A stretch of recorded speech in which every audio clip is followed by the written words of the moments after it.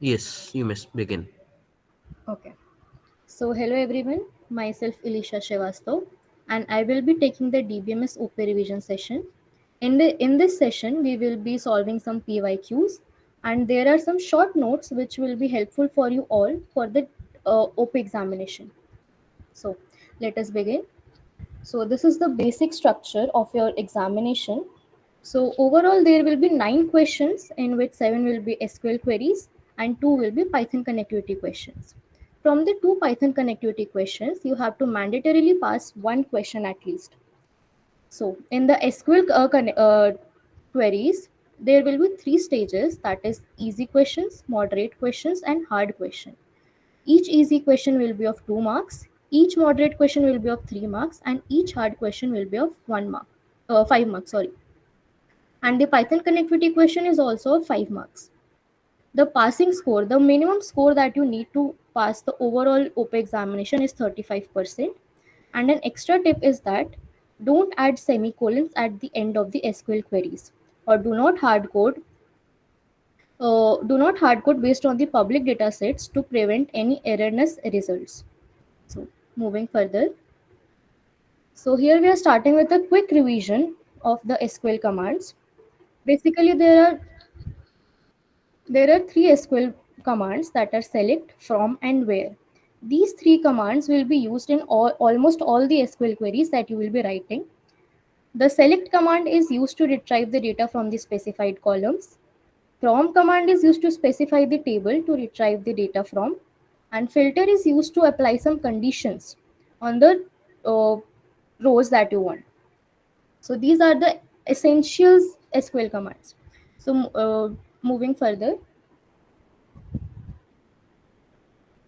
here is the syntax of each command. Here we have select, which retrieve the data from the table.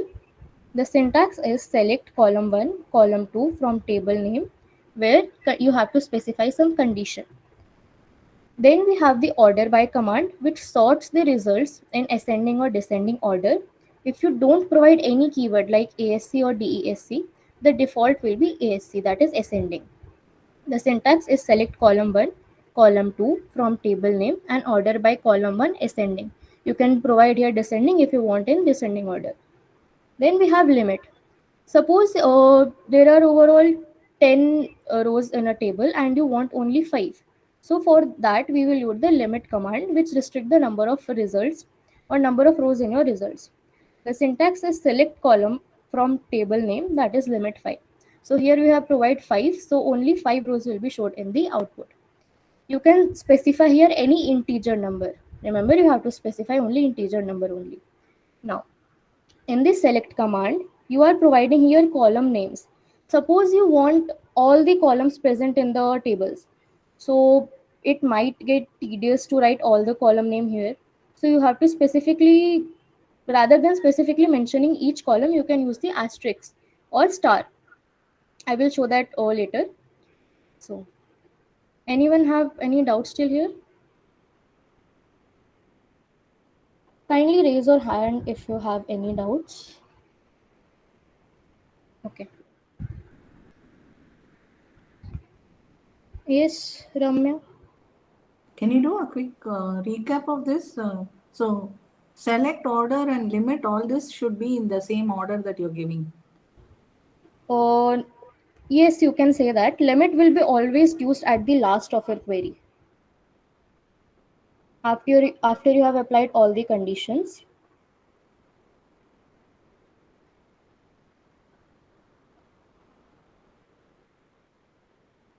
Okay, Hello. thank you. Okay.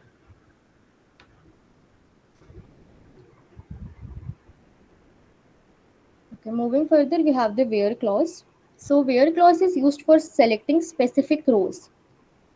The where clause is used to filter records based on conditions. Only rows satisfying the conditions will be included in the result.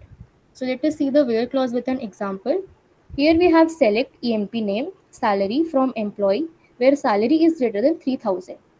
Consider this employee table where we have two columns, that is EMP name and salary.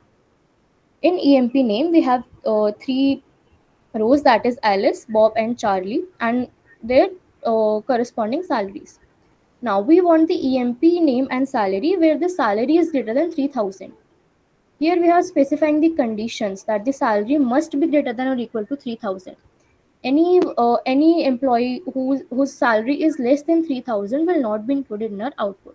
So the output table will be EMP name and salary with Bob's salary 3000 and Charlie's salary 4000. Here Alice is not included because his salary is less than 3000. Okay. So moving further, now in the where clause you can specify the conditions in different ways. One of the way is using relational operators. Now, relation operators are used for comparing values in the SQL query. They return true or false based on the comparison. Now, the operators are equal to, greater than, less than equal to, greater than equal to, or this. This particular thing is used for not equal to. Now, here is an example that is select EMP name salary from employee where salary is not equal to 2900. So only those or rows will be displayed as the output where salary is not equal to 2900. So this is the same table that was shown in the previous slide. We have EMP name and salary, and we want those data where the salary is not 2900. So here you can see none of the salary is equal to 2900. So all the rows that are present in our employee table will be displayed in the output as well. So, any doubt in the previous two slides? On this slide?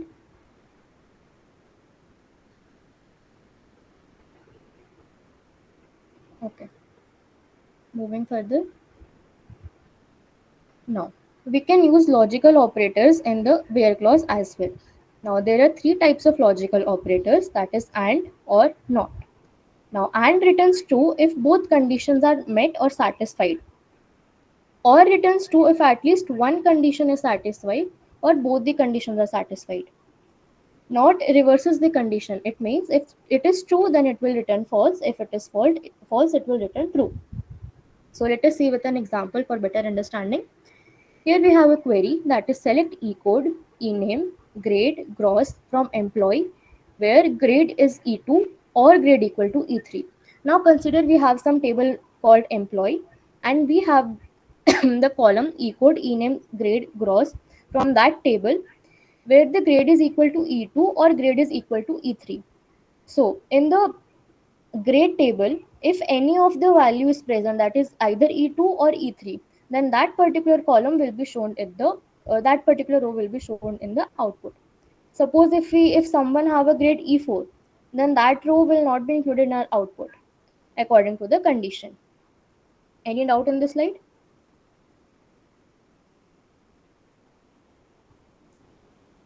No, I guess. Moving further. Now, wait, you can see. Now, in this slide, if I apply here and, then what should be the output according to you all?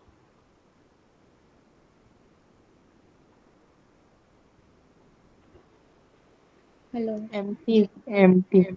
Yes, exactly. Nothing will be shown in the output because a employee cannot have two grades, that is E2 and E3. Either he or she will have E2 or E3. Okay. Next.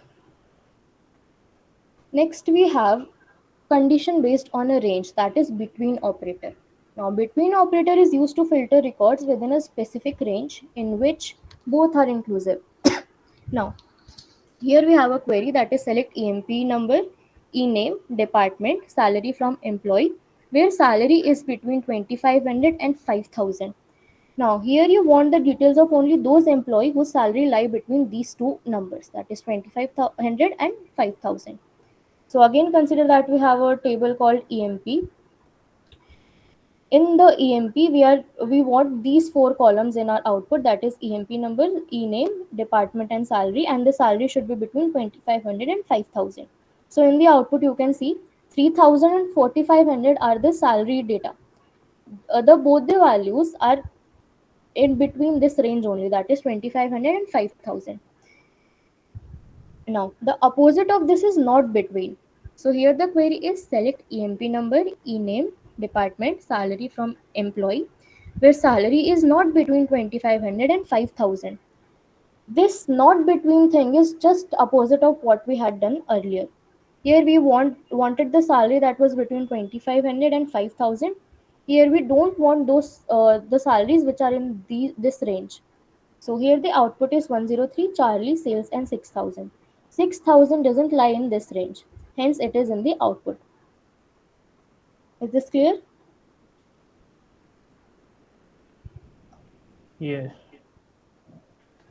Okay. Moving further. Now we can apply the conditions based on a list, that is we have in and not in operator. Now the in operator, it returns records matching any value in a given list, and not in just opposite of that, returns records that are not matching any value in the list. So this is the query, that is select star from members where city in Delhi, Chennai and Mumbai. See, I told you earlier that you can store asterisk or star for getting all the column that is present in the table. So here is example for that. It will return all the columns that are present in the table. So where city in Delhi, Chennai and Mumbai. This is the particular list. So if city is equal to Delhi or city equal to Chennai or city equal to Mumbai, you can write in this way as well. But it might get tedious if you have a longer list to use equal to every time. Hence we use the list or in operator to do the comparison. So in the output you can see we have only those rows in which the city is equal to either Delhi, Chennai or Mumbai. If I have some city called Kolkata, so that will not be included in this, which is the next query only. So this is select star from members where city is not in Delhi, Chennai and Mumbai. So it will print all the rows which do not belong to this particular list, in which the city is not equal to Delhi, not equal to Chennai or not equal to Mumbai. Hence we have the row which has the city as Kolkata. Any doubts here?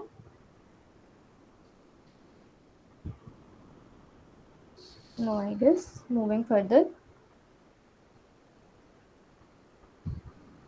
So the where clause is finished here. Now we have two keywords, that is distinct keyword and all keyword.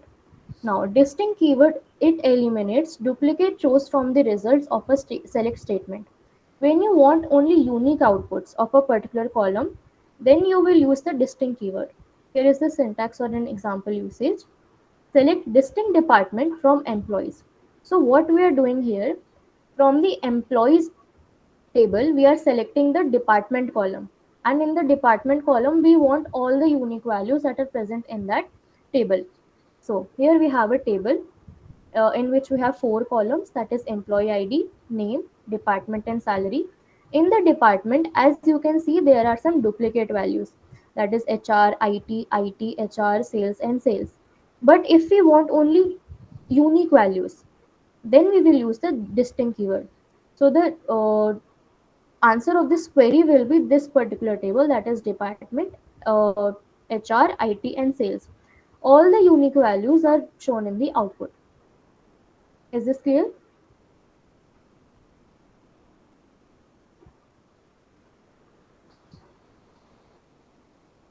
Okay. Moving further, we have the all keyword. It is opposite of the distinct keyword. In the distinct keyword, we were getting only the unique values. In the all keyword, we will get all the values. So the all keyword includes all the rows without considering the duplicate entries. It is the default behavior of the select. If you simply write in this example, if you simply write select department from employees, the result of that query and the query that is written here, that is select all department from employees, will generate the same output. So here, as you can see, in the department column I have these entries, that is HR, IT, HR, sales and sales. These all values will be displayed as the output. If you use all or not, this output will be same in both the cases. Is this clear? So we are also using star, right? Star is when you want all the columns of the table. All is used when you want all the rows in a particular column.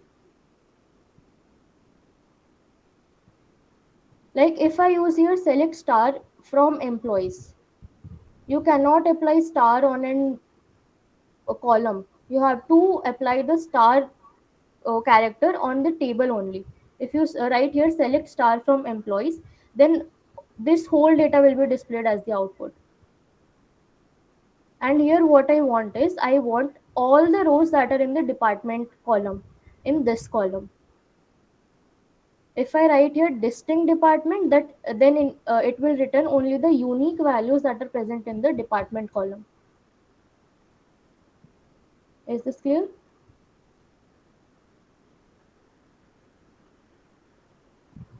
Okay. Moving further, now these are the aggregate functions. So there are total 5 aggregate functions, that is sum, average, count, max, and min. Now, as the name suggests, sum is used to find the total sum of a column.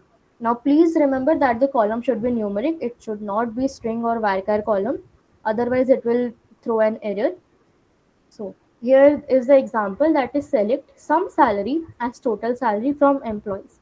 Now, here we are using the as keyword. The as keyword is used for column aliasing. See, here we have EMPID column. Suppose I want to display the column name as ID only, not EMPID. So what I will do is I will write select EMPID as ID. So alias name is like a nickname that will be used in the output. Please remember, it will not do the changes in the original table. It will just uh, show the new name or the alias name in the output only. So hence here as is used. If you don't here use as here, that is as total salary, then in the output it will show sum of salary, like how it is written here, sum bracket and then salary. So here what we are doing is we are doing select sum of salary as total salary from employees. So this is the employee table and you are doing the sum of the salary column. So 5,000, 6,000, and 7,000 will be summed together and the output will be shown in the form of a table, that is total salary and then the sum of this. Then we have the average function. Again, as the name suggests, it will calculate the mean of the numeric column. So the way you use the sum is same like how you will use the average function. You are doing select average salary as average salary from the employee. So what it will do is it will find the mean of the salary column and display it as the output. Then we have the count function. Now, what count does is it used to count the number of rows in a column. There are two ways to use the count function, that is count column name or count star. Count column name is count only non-null values in the name column. See, suppose in this particular table I have one more row, that is 104, null, and 6,000. So if I do count column name, if I do count name, then it will return only 3. Even if I have one more row below, just a second. Yes. So if I have 104 null and 6,000, this row also as well, but irrespective of having overall 4 rows, it will return only 3 because it counts only non-null values. Even if there is a null row, it will not count that particular row. The count column name function. Now, if I use count star, it will count all the rows present in that particular table, even if it has a null value. So, if I have 104, null, and 6,000, it will return 4 only, even if there is a null value present. Then we have max and min. Again, as the name suggests, it max finds the maximum value from a column and min finds the minimum value from a column. Here we have select max of salary. So it will return the maximum value that is present in this particular column, that is 7,000. And the min finds the minimum salary, that is select min salary as lowest salary from the employees, that is the 5,000. Any doubts in this particular slide?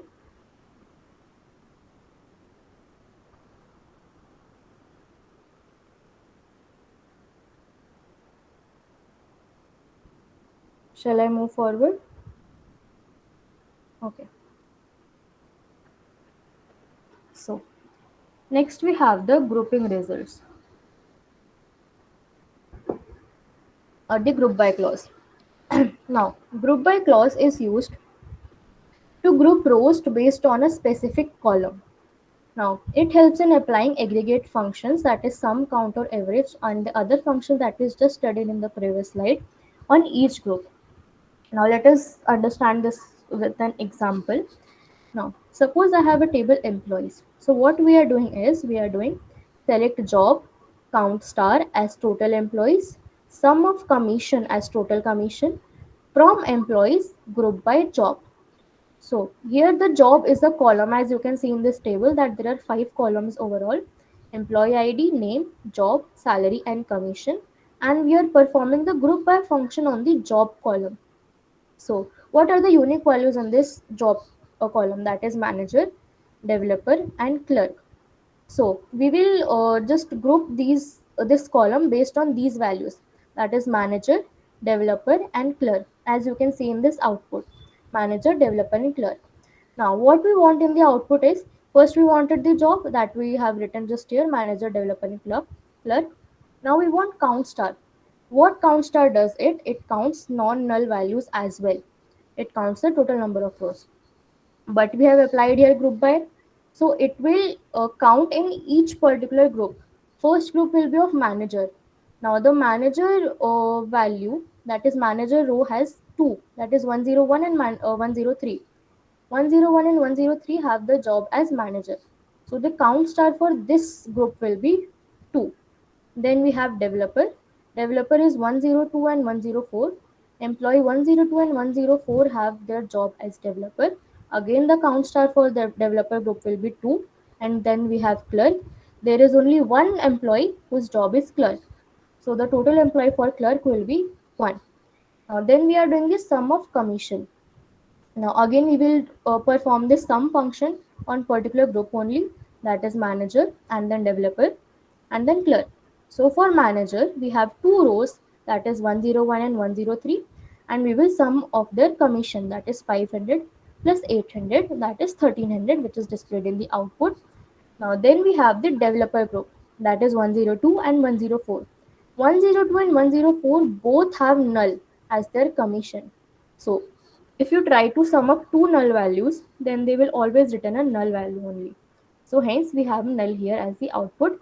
Then we have the clerk. There is only one row for clerk, hence the commission will be 200 only. Any doubt in this slide?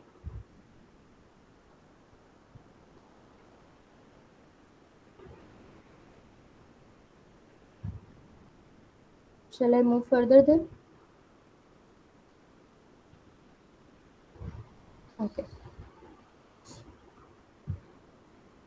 Now, now suppose you want to apply some conditions on the group, then you cannot use where for this particular job to be done. You have to use the having clause to perform, to apply some conditions.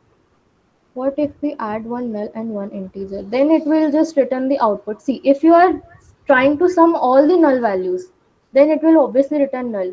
If you are trying to sum some null values and some integer values, then it will ignore the null values and return the sum of the integer values.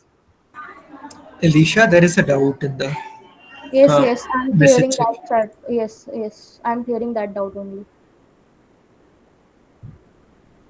Is this clear? Whoever asked this doubt?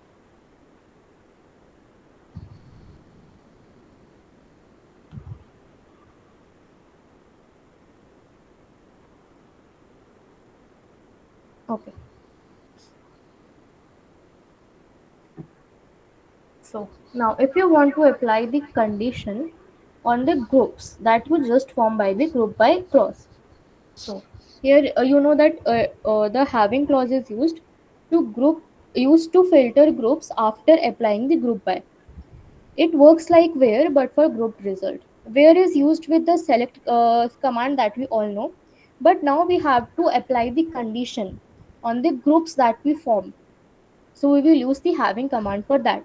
Now the first 3 lines are just same as what I explained in the previous slide. Now we have to apply some condition on the group that we formed in the first three lines, which was based on the job column. Now we are applying the condition that is having some commission greater than 1000. So just ignore this line for now. What was the output of these three lines? That was this table, this particular table. Now you can think of it like you are applying the condition on this particular table. That is, sum of commission should be greater than 1000. So here we have, here we want those rows where the commission, total commission is greater than 1000. So here we have only manager whose commission is 1300, which is greater than 1000. So it will be displayed in the output. The total commission of developer and clerk is less than 1000, so hence we will not be displaying those two rows in the output. Any doubt in this slide?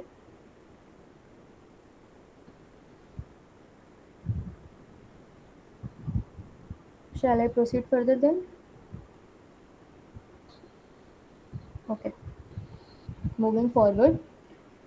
So this is just a quick recap of what we have covered till now. That is the order by function, which sorts results in ascending or descending order. Then we have group by, which groups rows with same values. We have having clause, which filters groups created by group by. Then we have limit, which restricts the number of return rows. Any doubt till now? Okay. Moving further, we have joins. Now, this is one of the most important part that you need to learn for performing SQL queries. That is moderate and hard type of questions. They will for sure have at least one or more than one joins. Okay. So basically, there are three types of join. That is inner, outer, and natural join. Right and left join are a part of outer join only. So what joins is, it joins combine rows from two or more tables. They are based on a related column. Knowing these is crucial for complex queries. So obviously if you want to perform joins, that then you need at least two tables to perform the join. Okay. So this is inner join. This is one of the easiest join. So what we are doing here is, it returns rows with matches in both the tables. It discards unmatched rows. This join is essential for linking data. It helps to retrieve related information efficiently. Now, let us see with the Venn diagram. So here you have table A and table B. Now, if you are performing join the intersection of these both table, it means that the data that is uh, same or that is matching in both the table will be displayed in the output. The syntax to perform it in SQL is, select T1 dot column 1, T2 dot column 2 from table 1 T1, inner join table 2 T2, and on what column you want to perform the inner join. That is T1 dot column common column equal to T2 dot common column. See here, inner Ma'am, join is the, yes. if we don't write, if we write just join, but that join is inner join. Yes. See, if you don't write anything like inner, right, left, anything, you are doing simple table one join table two, and you are Mm. specifying here condition. So that will be Yes. inner join, Okay. inner join or natural join, you can say. But natural join, we need to write natural join on for that, right? The output of inner join and natural join is same. Uh, if one column is common. See, I'm not talking about SQL query right now. I'm just saying if you simply write either, if you simply use inner join or natural join, the output of both the thing will be same. They will return the same output only, because they both return the intersection of the two tables only. If there are any common rows, then it will return the output. Now here, if you write natural join or simply join, the output of both the thing will be same, because you are specifying here on what column you want to perform. And if you write simply here natural join, then there is no need to write the on condition. Okay. Okay. So to understand it better, let us see an example. So here we have two tables, that is student table and the result table. In the student table, we have two rows, that is 101 and 102, having three columns, that is roll number, name and branch. The first row is 101, Jack and CE. Second row is 102, Mitesh and ME. In the result, we have two columns, that is roll number and SPI. Roll number, it has 1018, 103 and 9. Now what we are doing is we want to perform the inner join. So as we know, inner join will perform join only where uh, there is some matching value. So here I am performing the inner join on the common column, that is roll number. Now in the roll number, the only common value is 101. So only that particular row will be displayed in the output, that is 101, Jack, CE and 8. Now 102 and 103 are not included because see 102 is present in this student table but not in the result table. 103 is present in the result table but not present in the student table. Hence these both rows are not included in this output. Is this clear now? Okay. Yes. So now in the outer join there are three types of join, that is left join, right join and full join. What left join does is it takes all the data from the left and matches it from the right. The right join is just opposite of the left join. It takes all from right and matching from the left. And full join, it takes all the records from the both tables, irrespective of whether they match or not. Outer join prevents data loss. Use them when you need all records, even if there is no match. Okay, so this is just an example, basic example of how you to understand it. Now imagine you have two lists, a student list and a grade list. In the student list you have three students, that is Yatharth, Dipanshu and Mrinal. And in the grades you have grades of those students, that is Yatharth have A, Dipanshu have A and Vignesh have C. Now we have to perform joins on these lists. First of all we will perform the inner join. Now an inner join is like combining two lists but only keeping the names that are in both lists. So what we will do in inner join is we will keep only those students who are present in both the list, that is in student list and in grades list. So see in the output we have inner join result would be Yatharth A and Dipanshu B, because they both are present in the student list and grade list as well. Now Mrinal and Vignesh are not included because Mrinal doesn't have a grade and Vignesh doesn't have a matching student name. Now, similarly for outer join, an outer join is like combining the two lists but keeping all the names from both the list. You will have all the names that are present in both the list. So the output is Yatharth A, Dipanshu B, Mrinal who doesn't have any grade C. Here, there is no like Mrinal is not present in the grades list, hence he has no grades. So, and Vignesh C. Then here we keep all the names even if they don't have a matching grade or student name. Is the basic concept clear for inner and outer join? Okay, now let us see this So with when you write only outer join, it's outer full join. yes. If you write only outer join or full outer join, it will return the same thing. Okay. Okay. So now we will move on with left join. Now left join is it returns all records from the left table and only matching records from the right. First we will see with the example so you will understand better, then we will move on to the syntax. So here see we have the same tables, that is student table and the result table, having 3 column and 2 column respectively. Now we want to perform student left join result. So on the particular keyword of the, suppose I have written here left join. On the left of the left join I have student.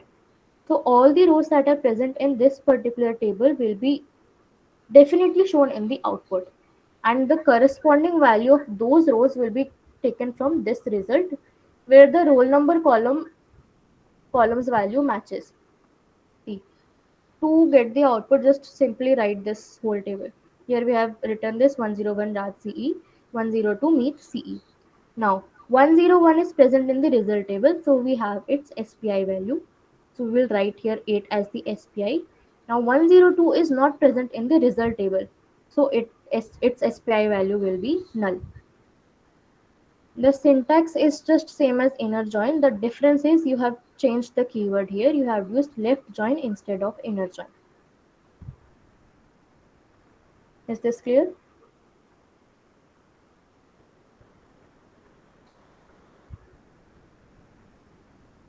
Okay.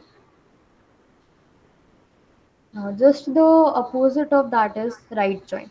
In right join, it returns all records from the right table and only the matching record from the left table. Again, you first understand with the help of an example. Again, we have the same table student and result. Now, suppose I have written here right join. Now, on the right of right join, we have result. So, all the data in the result table will be included in our output. That is 1018. Wait, I will explain this. 1018 and 1039. Now we will look for the corresponding value in the student. Now 101 is present in the student table, hence we have their name and branch. But 103 is not present in the student table. So they have null values as the name and branch. Again, the syntax is same as the right, left and inner join. Just we have changed the keyword that is used. Here we have used the right join keyword. Is this clear?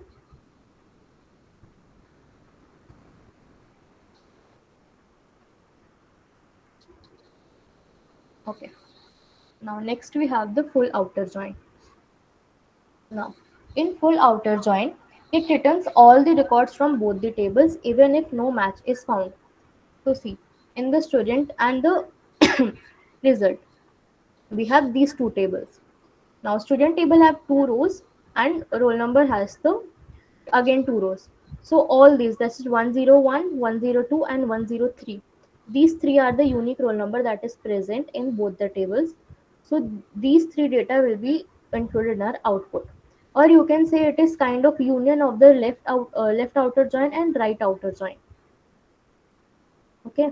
So here we have 101, 102 and 103 as our in the roll number and their corresponding value and this in the other column, that is name, branch and SPI.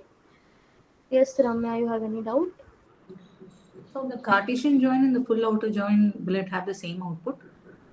No.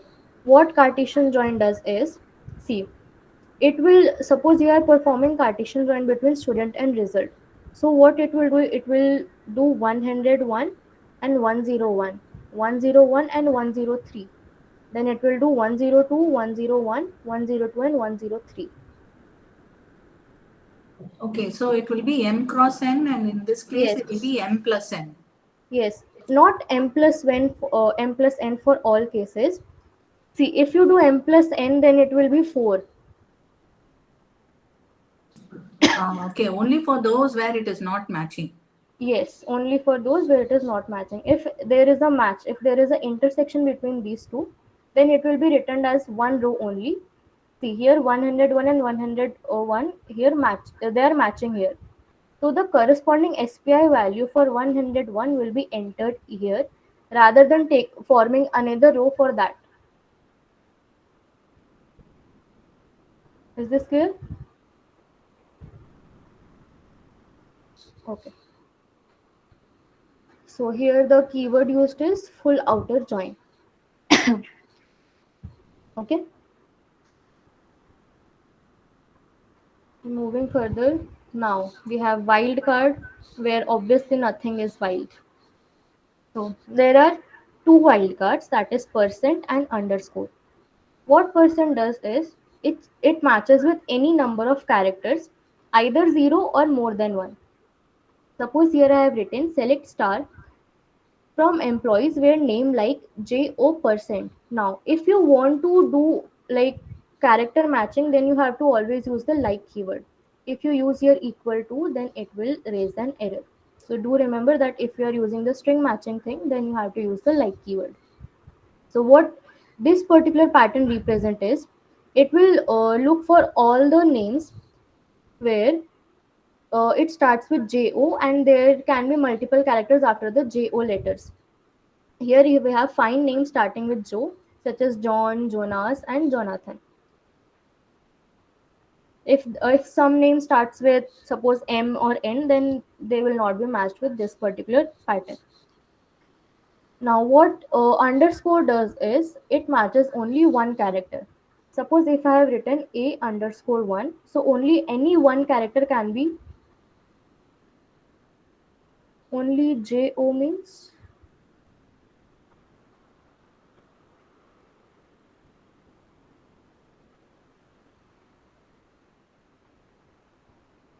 yes, if the name is starting with JO, then only it will match. After JO, you can have any number of characters, but it should start with JO.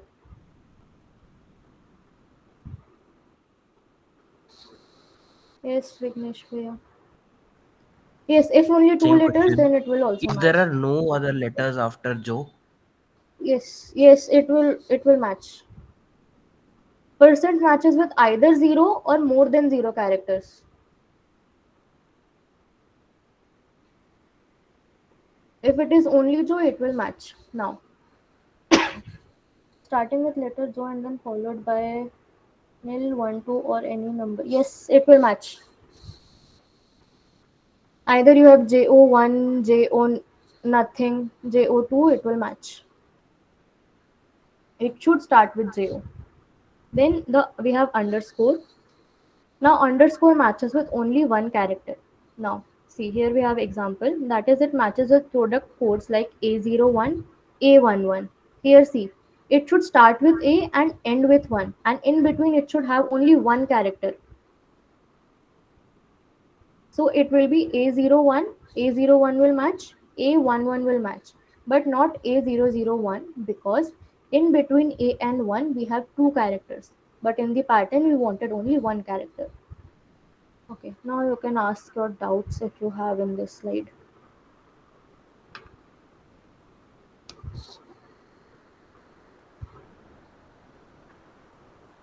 Any doubts here?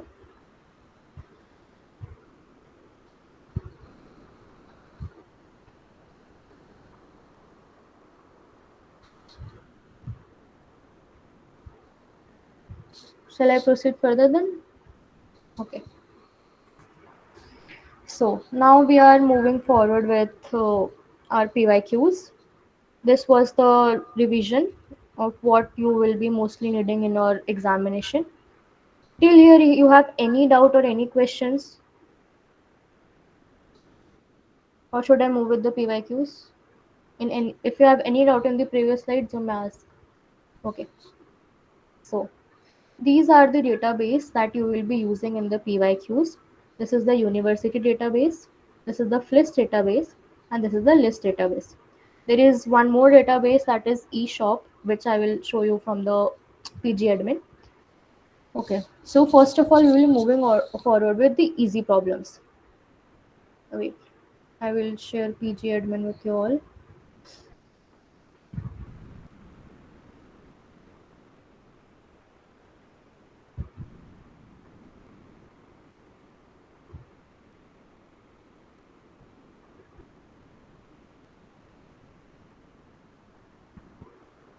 Is PG admin visible to you all? Okay.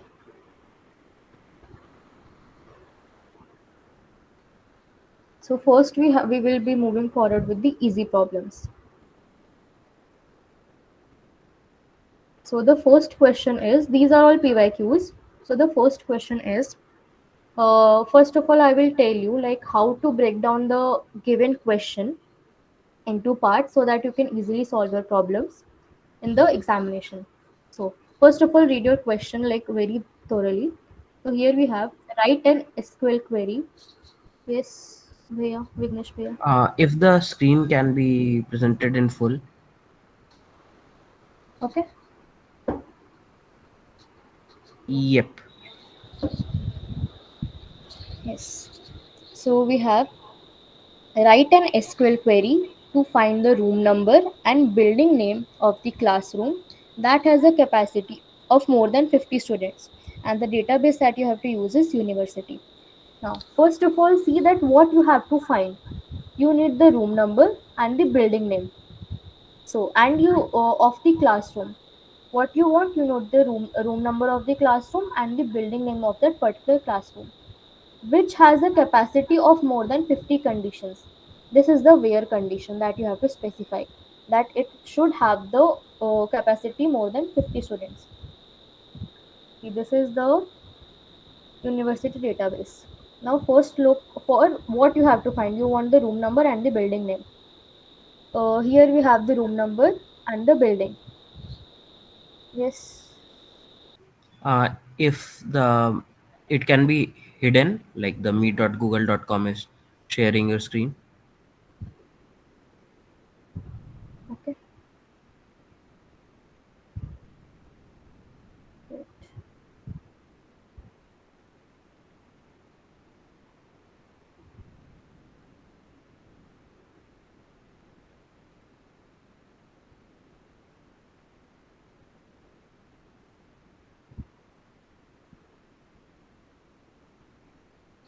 Okay. So now what you want in the output is you want the building and the room number of the classroom. So here we have a classroom table, and from the classroom table you have building and room number. Also the capacity is also in the same table. So you don't need to perform any join operation here. So we will simply write the query, that is select the room number and building from the classroom. Classroom is our table, and we are specifying the condition, that is where the capacity should be greater than 50. Okay, this is just simple queries. This is clear? Okay. Again, we have second question, that is write an SQL query to find the player IDs of the players whose name ends with A. The database used is FLIS. Now, what you need the player IDs. You need player IDs, and the condition that is specified is the name should end with A. See, here we have the FLIS database.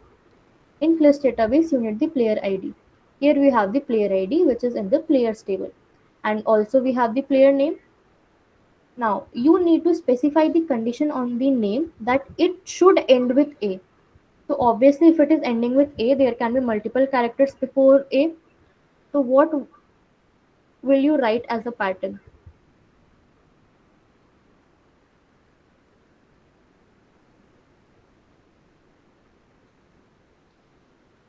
Hello. What will you write as a pattern to satisfy the condition given in the question? What is question? This is the question. That is recording. Okay. Ends with a, yeah. Percentage, any character.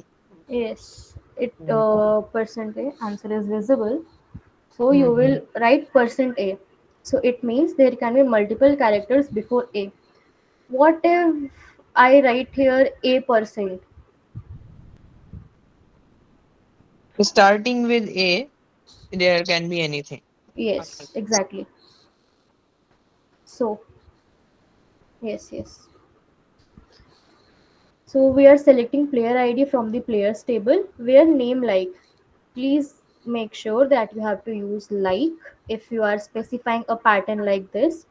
If you write here equal to, then it will may generate an error. Okay. We are using like because this is not an absolute value. The percentage actual value will not exist in your table. It is a wild character, so it will look for some characters to place in the position of the percent. Okay, this question is clear.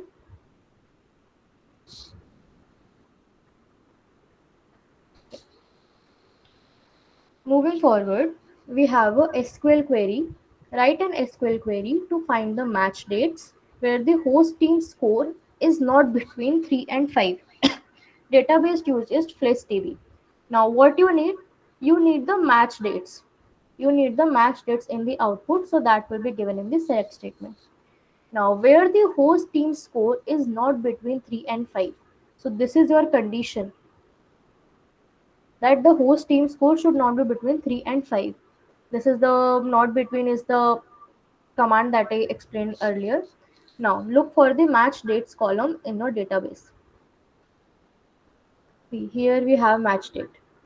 We have match date in the matches table. Now we want match date, and we also need to check about host team ID, I guess. Host team score, sorry. So we have to check for the team score. So we need to display the match date and apply the condition on the host team score column, that it should not be between 3 and 5. See, so here we are selecting the match date from the matches where the host team score is not between 3 and 5. And please remember that please do not write semicolon at the end of the query. Is this question clear? Okay.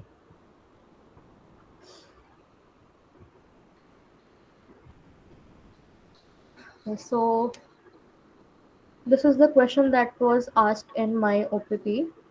So here we have a write SQL query to find the host team ID and the guest team ID of the matches played before May 15 and 2020, May 15, 2020, in which the host team scored more than 2 goals. Okay, this query is okay. You can try this query, as this query is not complete here. So take time and then solve this. Otherwise, I will obviously solve this for you all.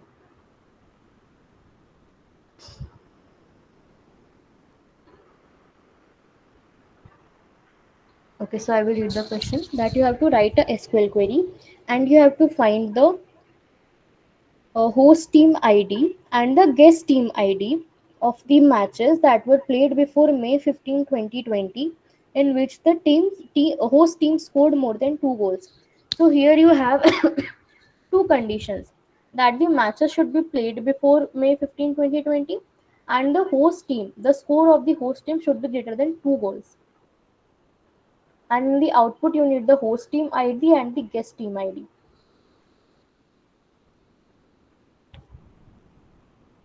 Try to solve it.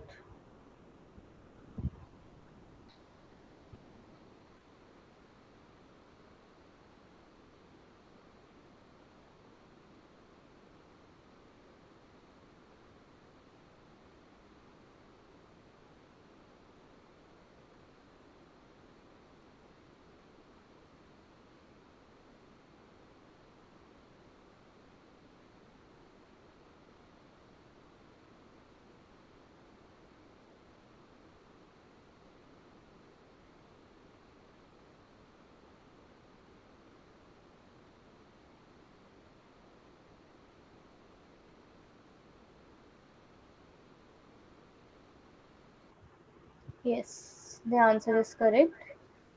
The database that we are using is Place. So you need host team ID. So you will have rough sheets with you. So write whatever you need, or whatever column you need to perform the conditions on the paper first. Then look for those columns in your database and then write the SQL query, so that you don't make any mistakes. So we need host team ID, guest team ID, match date, and the goals, the host team score. So here we are in the list database. We need the host team ID, we need the guest team ID, we need the match date and host team score. The host team score should be greater than 2, and the match date should be less than, wait, match date played before May 15, so it will be less than. Okay, this was clear.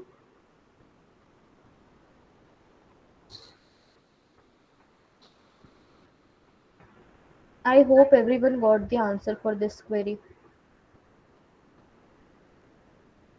Can you bring your meet.google.com Okay, yes, wait, wait. below, please? Yeah, Yes. thank you. This query is incomplete.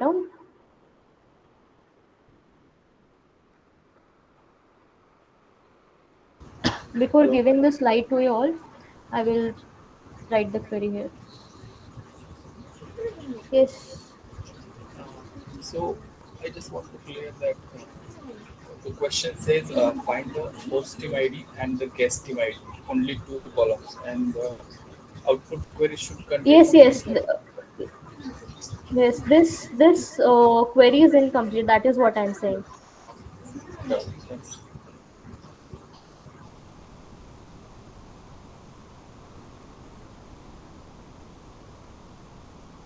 This is clear? Yes. Okay. So next we have write a SQL query to find the name of the managers whose names contain at least 6 characters. Here I have not written the database that is used. See, what you need here is you have to find the name of the managers and you have to perform the condition on their name that the length should be at least 6 characters. So here length function is used to find the length of any string. That is length of name should be greater than equal to 6. Wait, I will check which database is used here.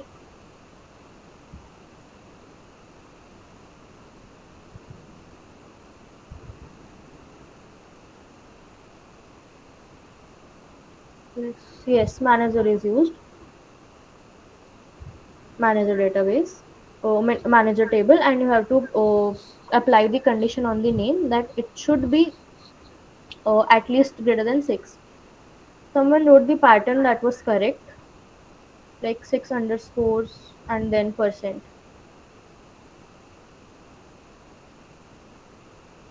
You can also write like that. There are multiple ways to write a particular query. Okay, this is clear.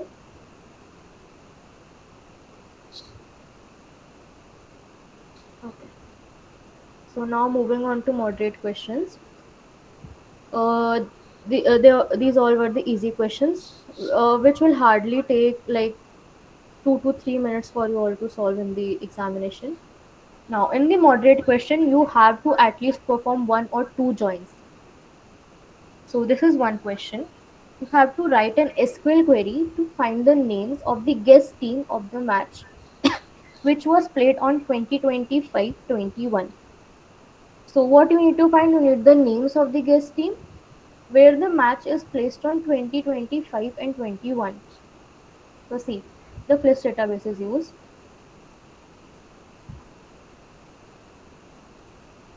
Here.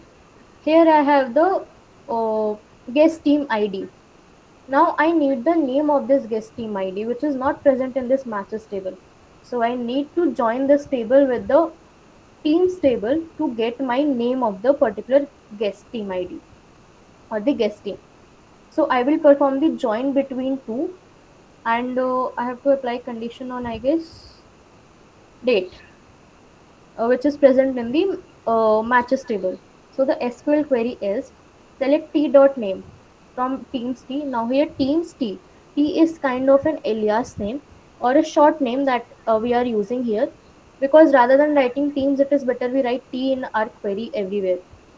So we are writing teams t matches m. Now this is a way to join two tables. What we are doing here is we are writing that from where we need the data. We need from the table teams and from the table matches. Now we are applying the condition that the column team ID of the table teams should be equal to guest team ID of the uh, table matches. See, what we are doing is we are applying the condition that the guest team ID and the team ID should be equal when we perform a join. Is this thing clear? That why we are doing this?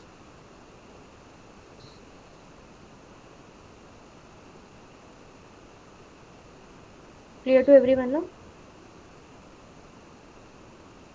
Ma'am, go Yes. to that query again. Here is the query. So how this is processed, like mm, first it will iterate over teams table and match with guest ID. Like first this will Yes. cross will evaluate and then where will happen or what?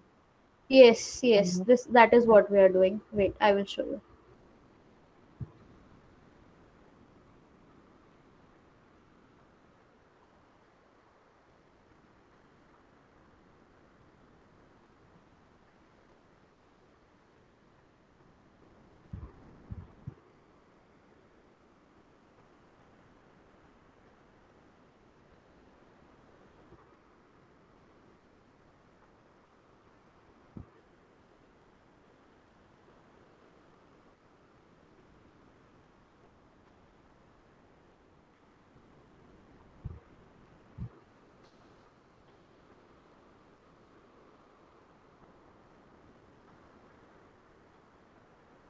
Wait, just give me a minute.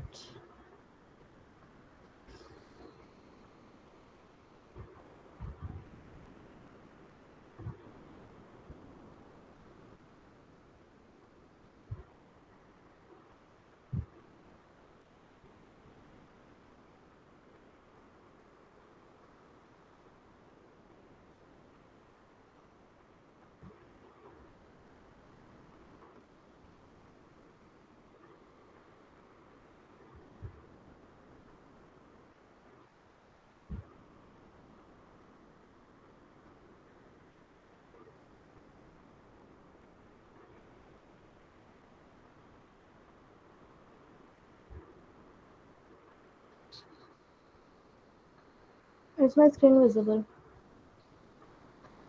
Yes, it is.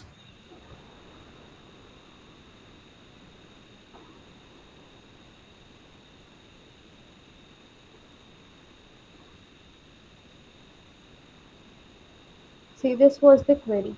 Okay.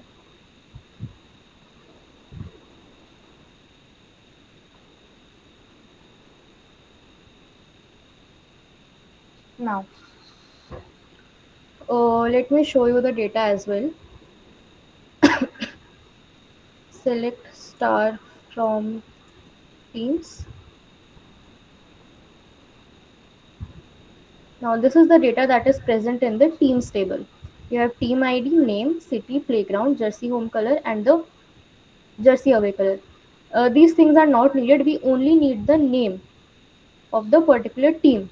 And the data that is present in the matches table is,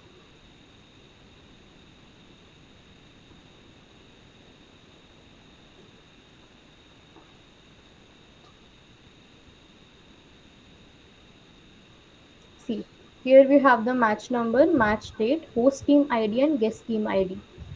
Now, you need the name of the this particular thing. You need the name of the guest team ID. So you need to perform join operation on these two tables.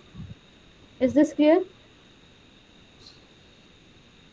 Yes, this is clear. Like I was asking, what happens first in this query? Um, so first we take the See, cross product and then it applies here, yes, or that is what you are doing. First, you will do the Cartesian product or the cross product. First, you will do the okay, cross product. This line is doing the cross product thing. Then, on yes. the whole output of this of that cross product, you are applying the condition. So you are doing the filtering thing here. Hmm. From that cross product thing, you are filtering only those rows where the team ID of the teams table and the guest team ID from the matches table should match. Only those tables are filtered here. Mhm. See, I will show you. Look the number of rows, overall rows. Got Okay, it. this is just first line and the number of rows in just only the teams table. There are only 6 rows, but in the first line, as it is performing a cross join, Hence, there are more number of rows, or you can say m into n number of rows. 96. Okay. Hmm. So here we are filtering, and on the filter data, we are applying the condition that the match date should be equal to 2020 May 21. Is this clear? Okay. Yeah. Clear to everyone?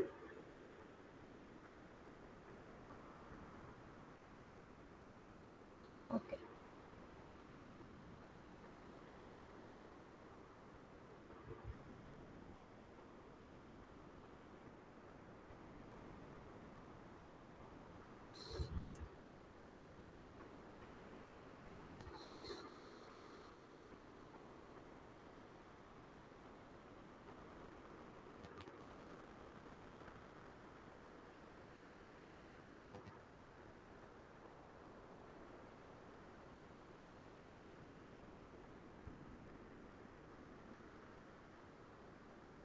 Okay, so this question is done.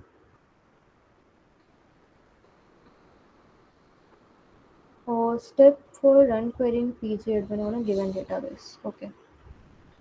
To execute the query, select a database. Suppose I want to like execute the query on the list database. Go to database, go to schema.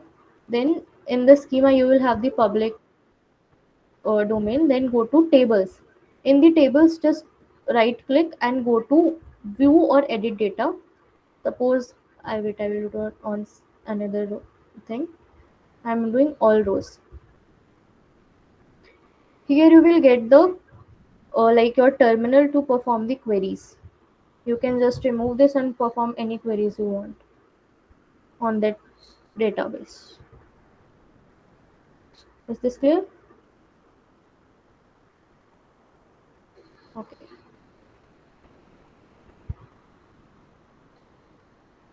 So next question that we have is write an SQL query to find the department code and the total number of female faculty members in each department.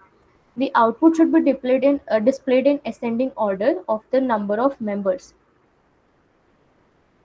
The gender column can take values M or F, where database is list database. Now, what you have to find is the department code and the total number of female faculty members that should be displayed in your output. So go to database. We have the list database. First of all, you need the gender. So see here we have a faculty where gender is given, and you need the faculty name, I guess. Department code and total number of female faculty members. I will show you here only. Wait.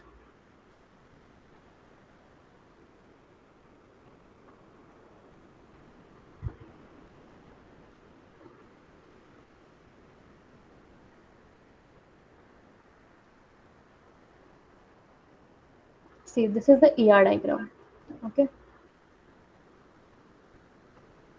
I guess that is better to understand. Department code and total number of females. See, here you have department code, you have gender, uh, department code and gender. You have to perform join on these two tables. Okay, because you need the gender of the faculty. You need to like all the female faculties you need. So you need to look for the gender of the faculty. So that is this table, and you need the department code, that is this table. So the join operation will be performed between these two tables. Is this clear? See, and the total number of female faculty members in each department. Here you are given in each department, so you need to group by department to get the number of female faculty members. Is this clear why you need to use the group by function?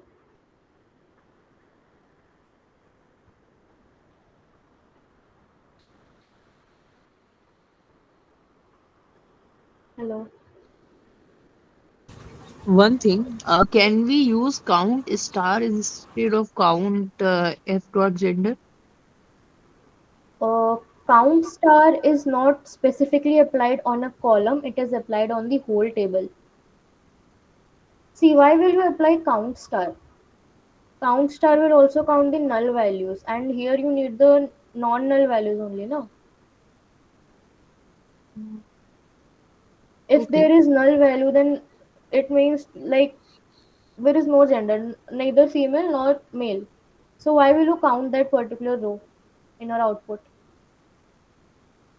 okay, got it. If you count that row, then it will result in wrong output. So you have to use the count function here. Can you show this schema again? Okay. So we have department code and gender in only one table for faculty table. So why do we need to join the tables now? See, what we are doing is you need to join by department. Wait, I will explain you. See, you have see, you need to what they are asking is you need the faculty members in each department. You cannot like perform group on one table only. That code will be, I guess you can do, but that code will be very tedious. It will become more longer, I would say. This is easier. See, what here we are doing is, first of all, we are grouping by department code in the department table, and we are joining it with the faculty. Now you can here use inner join as well. Here I have used natural join because if you are using natural join, then you do not have to specifically define the condition on which you are joining. It will automatically take the column which have the same name. Here we have departments and faculty. In department and faculty, department code is the common column in both the tables. See, you can see like we have created an arrow here. This is the primary key, this is the foreign key. Department code is the foreign key in the faculty table. So we are grouping by this and then joining it with this. I will show you with execution.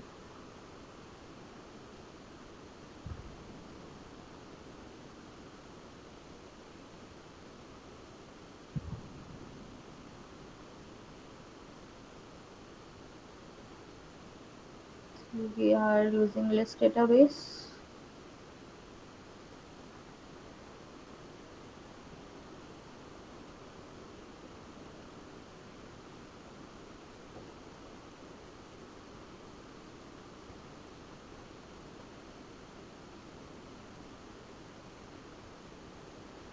The query that we have is that is select d dot department code comma found f dot gender from departments d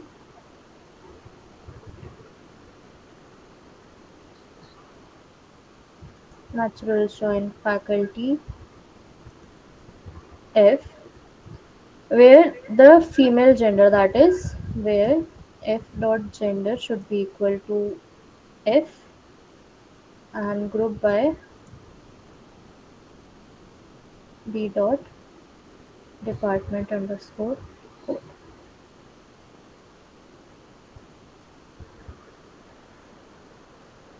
Departments, yes.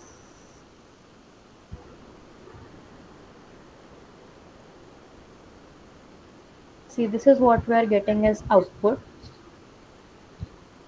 This is the question. So see, what we need is write an SQL query to find the department code and the total number of female. So we are getting the department code and the count of the female gender, of the faculty gender, sorry, in each department. Here each department is given, hence you are using the group by clause. Now, read the further. The output should be displayed in ascending order of the number of members. Here you have to just give order by ASC.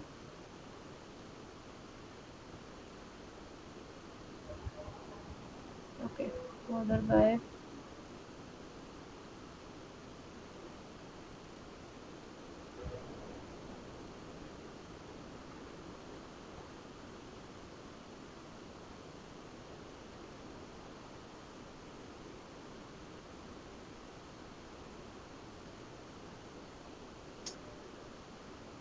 wait, I will do this. See, first let me explain, then I will do that. The output should be displayed in ascending order of the number of members. So hence we are using here order by. I will fix this. The gender column can take the values M or F. So here it is defined that M or F values are taken. That is this. Hence we are given F dot gender. Now the question was why we are applying the join.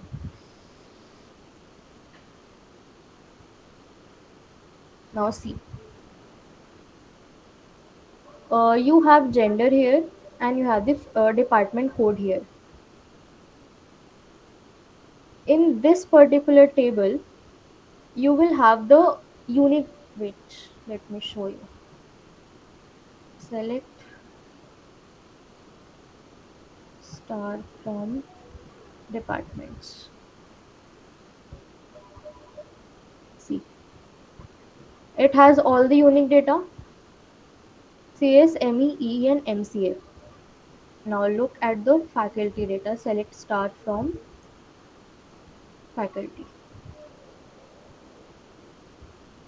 See, here you have C, CS, CS, CS, ME, ME. There is duplicated data as well. So hence we are performing here the join operation to easily get our data. I guess you can even do the without performing join operation as well you can do.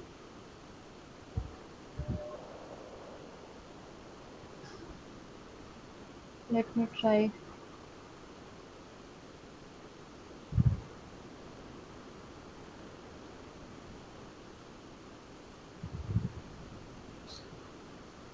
Count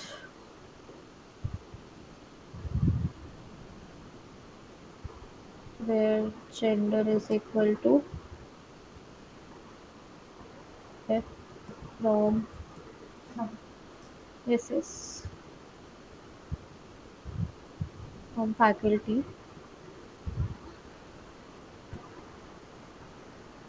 group by department code. Yes, yes, I'm doing that.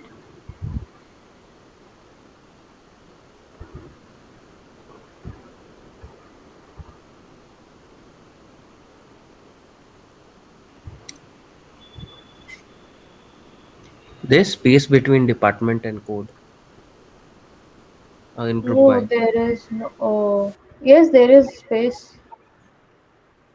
There There has should to be be space. space. No, There has to be department space. code. Department underscore code Uh, ही है, I Please guess. use capital F in front instead of small f. No? Okay, yes.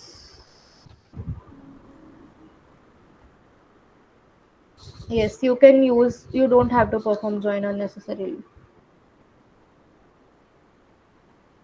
Thank you. No need to perform join. Whoever told me that was correct. You don't need to perform join operation. You can do it like, and if I do,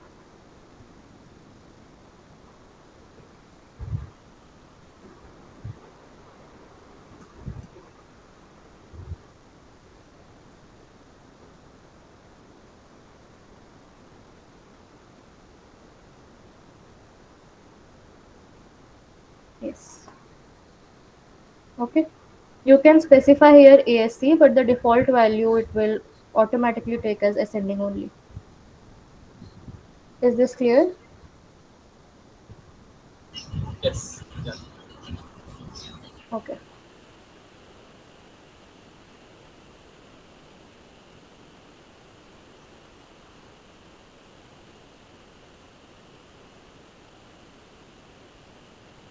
So we have the third question, that is write a SQL query to find the name of the products with their average rating which have an average rating greater than 300.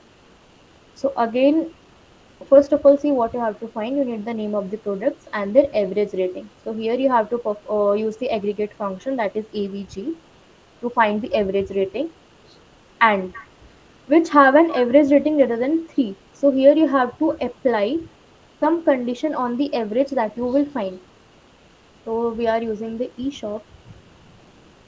Oh, this is the eShop.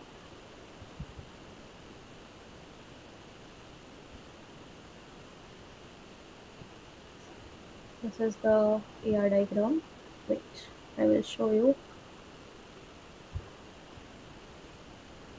What you need is, you need the name of the products and their average rating. It's,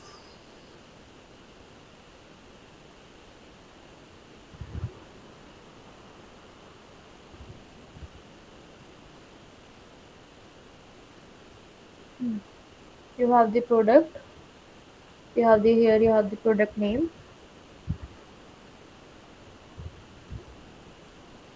or product name, and for their rating you have to go to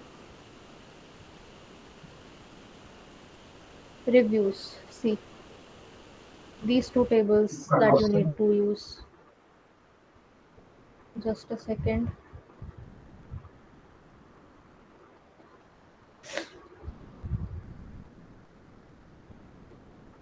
Yes, there is connection between these two. See, these are the two tables that we are using. That is the product table and the reviews table. In the product table, you have the product name, and in the reviews table, you have the rating of that particular product.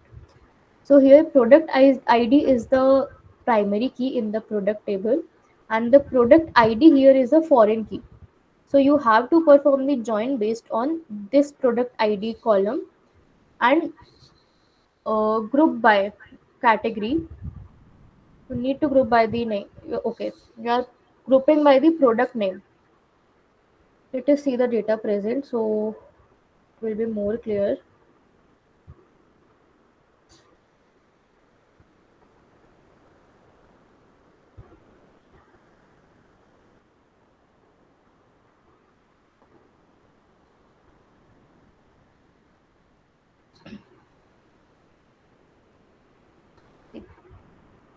Select star from products.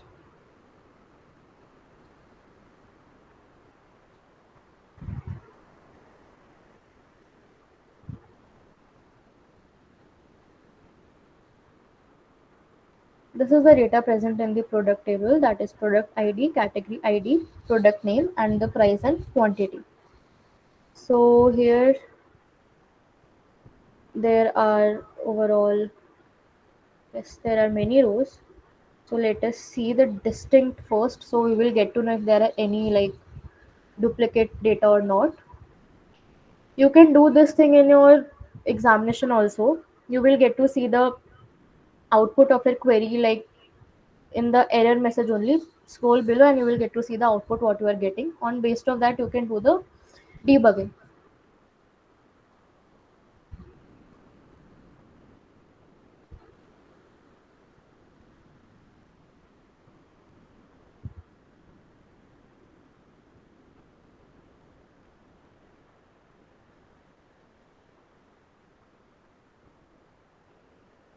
See, in the original table we had around 1000 of rows, and here we have only some 155 rows. So there is duplicated data. So hence we are performing the group by, because we need the average rating of each product. So you need to perform the group by clause to get the rating of each product. Suppose if I have,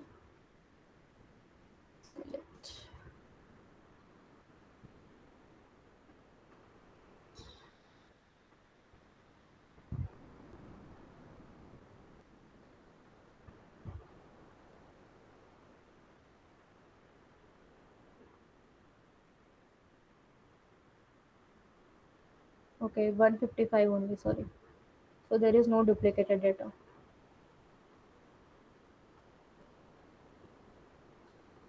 So here we have select p dot product name, that is average r dot rating. We are performing the average on the rating.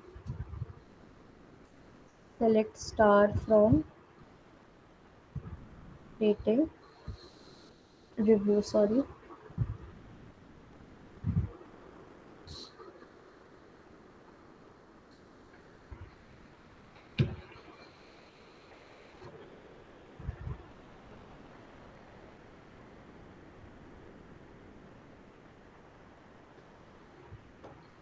Here you have reviews table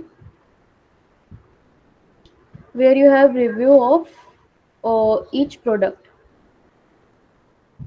There are overall 285 reviews, so you can obviously see that there can be multiple review for each product, because obviously when you go on any e-shopping website or e-cart website, single user can do rating on multiple products, or a multiple product has can have multiple ratings from multiple users.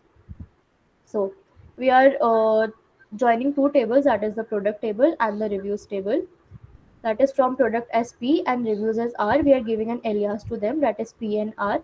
We need the product name. So we need the product name from the product table.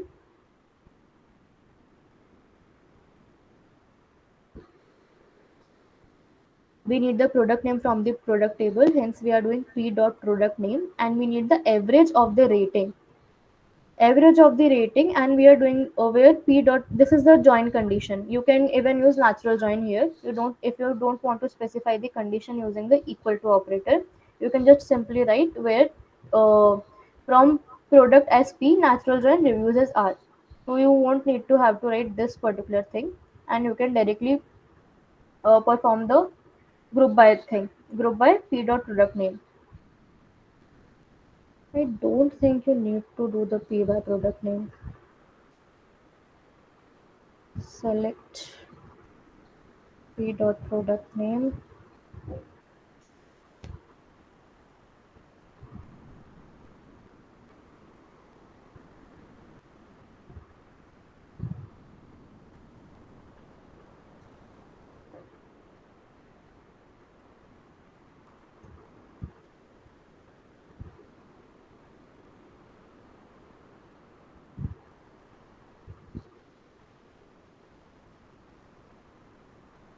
Equal to r dot product id,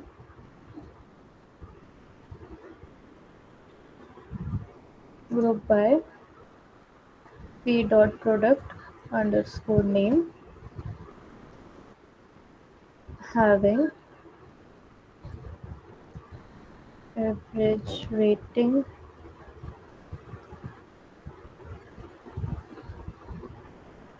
greater than 3. So let us see what output it is giving.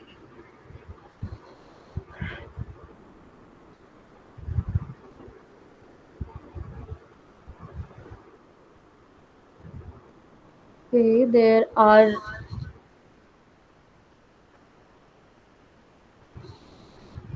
there is something issue with this query.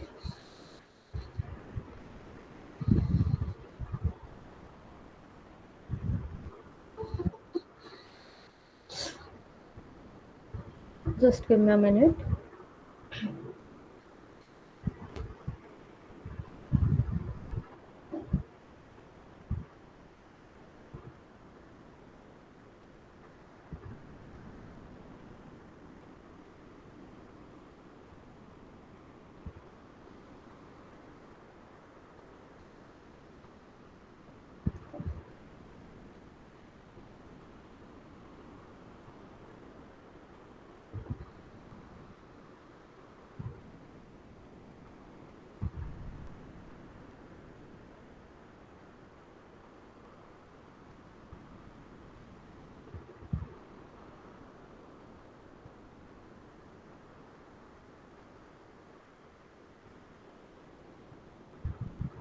Okay, see, or you can simply write here and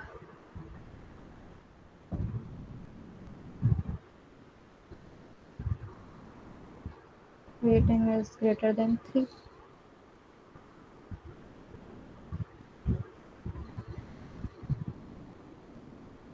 Okay, yes. See, why we are doing group by is the you are using here an aggregate function. One important thing that I missed earlier is that average function cannot be average or any aggregate function cannot be used in the where clause. If you want to perform or if you want to apply any condition on any aggregate function, then you have to use the having clause to apply condition on that particular aggregate function. So hence here we are using the having clause. And as you all know that you cannot use having clause without in group by. So you need group by function. Hence we are applying the group by function on the product name. So it will get all the products as the product name is unique. So it will take all the products. So if there are 155 products, so there will be, after applying group by also, there will be 155 products only. And after that we are applying the having condition on that group. Is this clear why we are using the group by and having?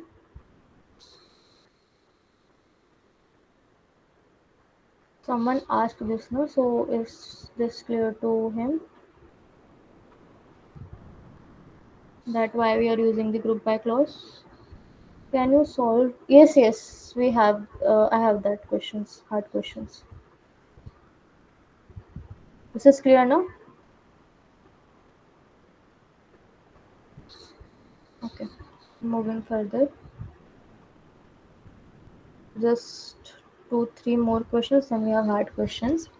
Okay, so now we have to write an SQL query to find the name of the referee, who were the fourth referee for match numbers M001, M003, and M005. So let us first, you need to get the name of the referee and the match number.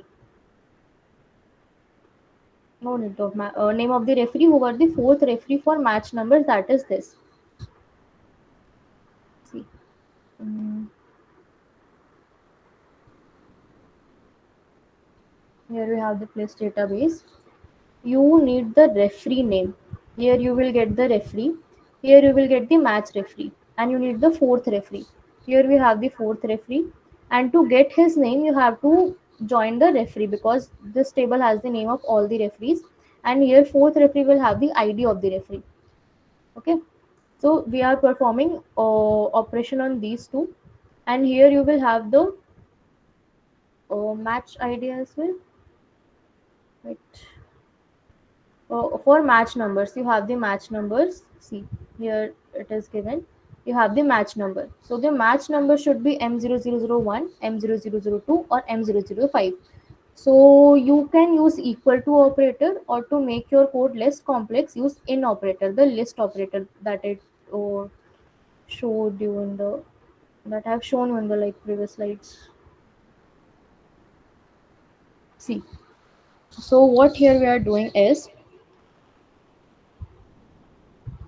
here we are performing join on three tables. Okay, see, r dot r dot name, m dot match underscore number, from referees as r, match referees as mr, matches as m, where mr dot fourth referee should be equal to, just we are joining these three tables based on the common column. Fourth referee and referee id, that is match referees and the referees is joined. Match referee and m, that is the matches is joined.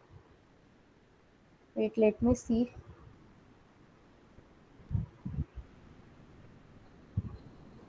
Match referees, referees, and matches. Okay, matches you need for the match num. I don't think you need to do the three matches. Wait.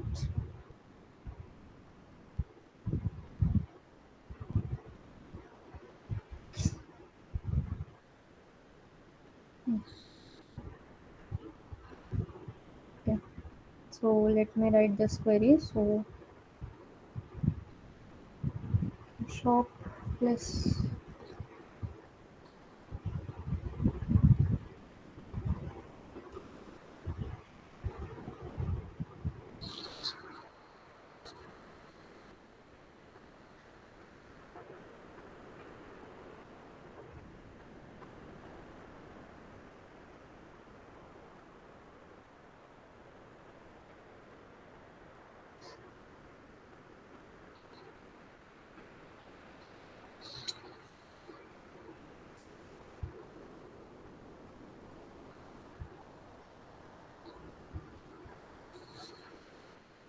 See, let us first see what is the data in each table.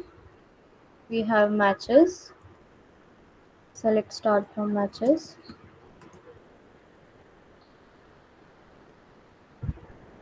This is what we have. We have match number, match date, host team ID, guest team ID, host team score, and guest team score. Now, in the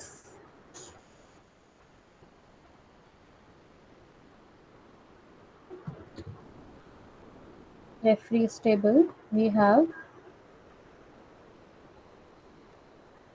okay,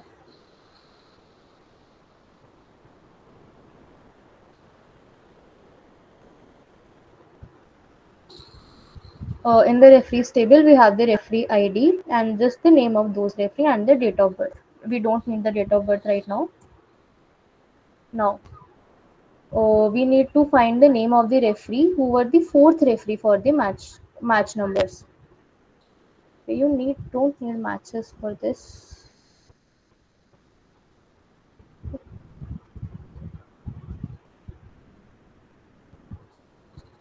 Sorry, match referees. Yes.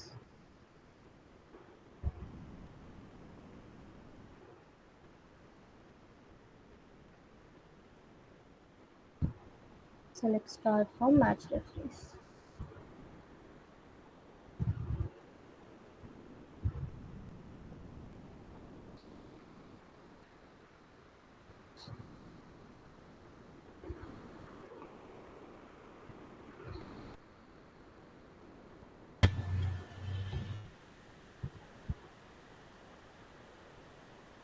Here you need this data and the referees data. You need the name of those referees who have these match numbers. So I don't think you need to perform join between three tables. Select. I'm doing star right now. Wait, select r dot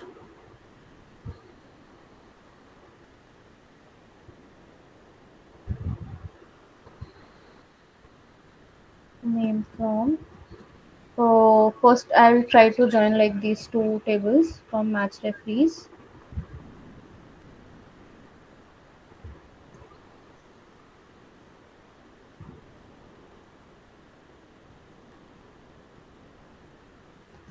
I'm using natural join. Referees are where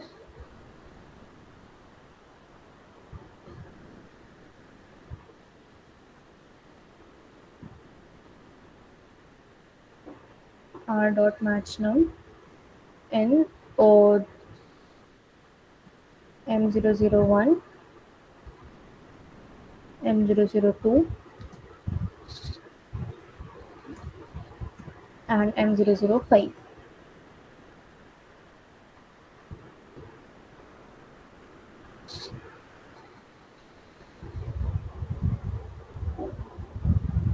R dot m dot match num. Okay, referee doesn't have.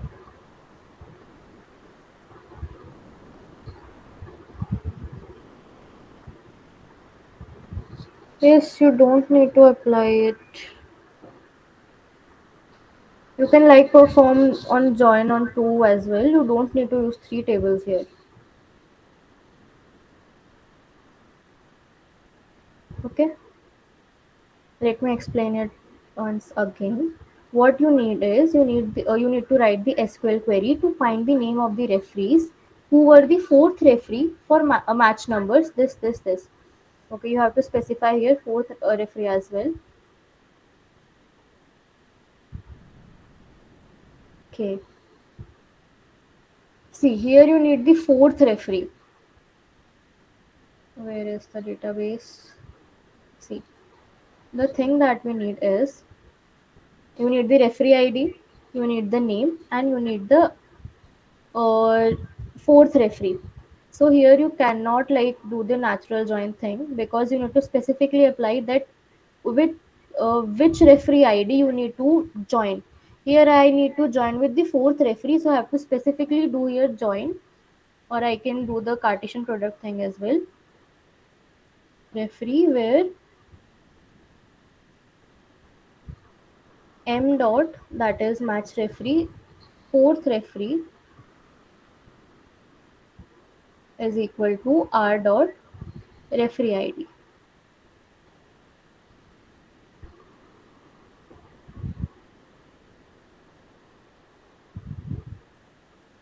Okay, and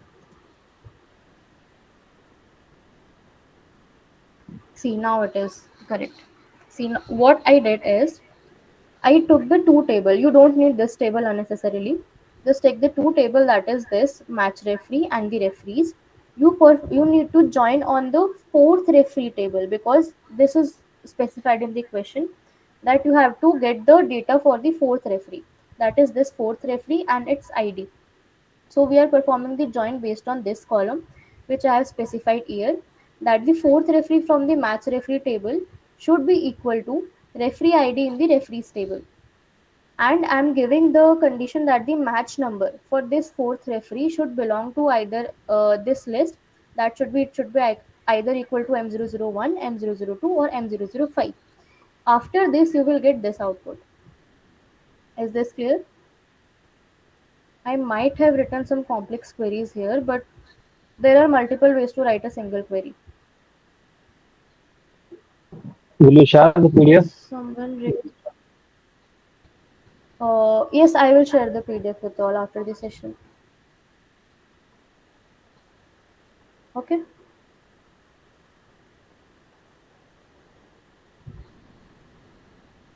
Any doubt in this question? Ma'am, what's the result of this query? See here, this is the result. You can even check this. Mm, it was in referee, no, match referee.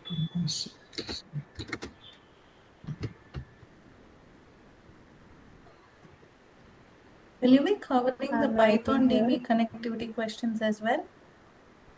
Yes, I have them in the end. Just 2-3 questions. Or should I skip some moderate questions if you all are comfortable with that? There are 3 more moderate questions. You can skip that Because and it is probably already have like, that in the end if there is time. yes, okay, as you wish. So shall I move forward for the Yeah, we hard can go to the questions? hard and the Python DB connectivity questions and come back for the moderate which we skipped. Okay, no issues. So, see, this was the output for that. Someone asked that. This is the output. SS of what?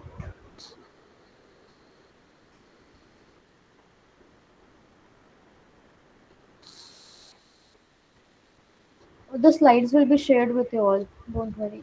Okay, this was the output. Yeah, So, I yes, yes. got it. Ma'am, I just was asking that if you could please share the respective questions, then the ongoing discussions for the question. Like whichever question you're discussing, could you please share that question so that we can also have a constant look over it? Because whenever you change the slide, now, so we miss the question. Yes, yes. I guess Devishi have shared the slide link. Okay, so these are the hard questions. You will have one hard question of 5 marks. So let us proceed with the first question. Here we have, write an SQL query to print the name, jersey number, and the name of the manager of the team of each player whose jersey number is either 14 or 16. Note that the players could be of different team. The database used here is FLIS. So see, what you need is, you need the player name, the jersey number, and the name of the manager. Now the player name that you will get is from the players table. Jersey number is also from the players table. Manager name, that for sure you will get from the manager table, and you have to apply the condition that the jersey number should be either 14 or 16. Mm, Now look, let us go to the AR diagram. Now you need the jersey number Here we have the players.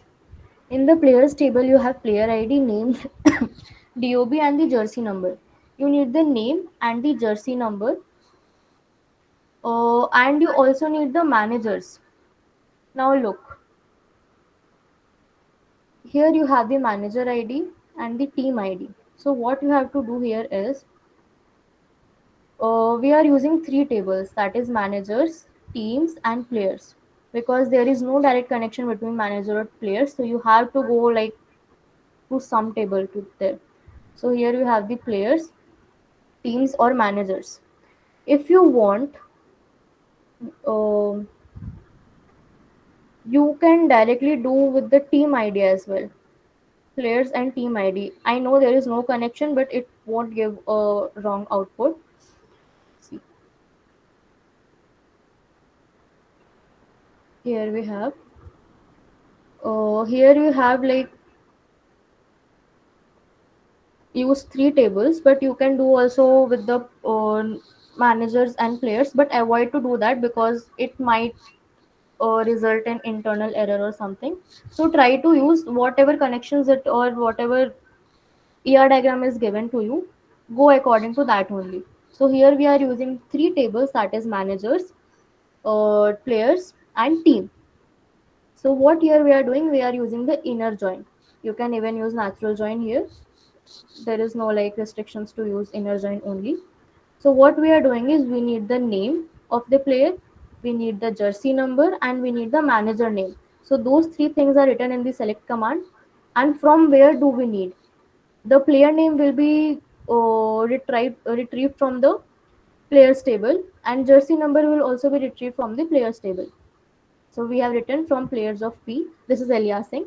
Then we are doing inner join. You can even use here natural join, but I'm using here inner join because I'm specifically specifying on what column I have to perform the join operation. Here I have to join on the team ID. Hence here I have used the inner join. Teams T on the P dot team ID, that is team ID of the player table, and the team ID of the teams table. This is the first join. Now after this join, I'm again joining a third table.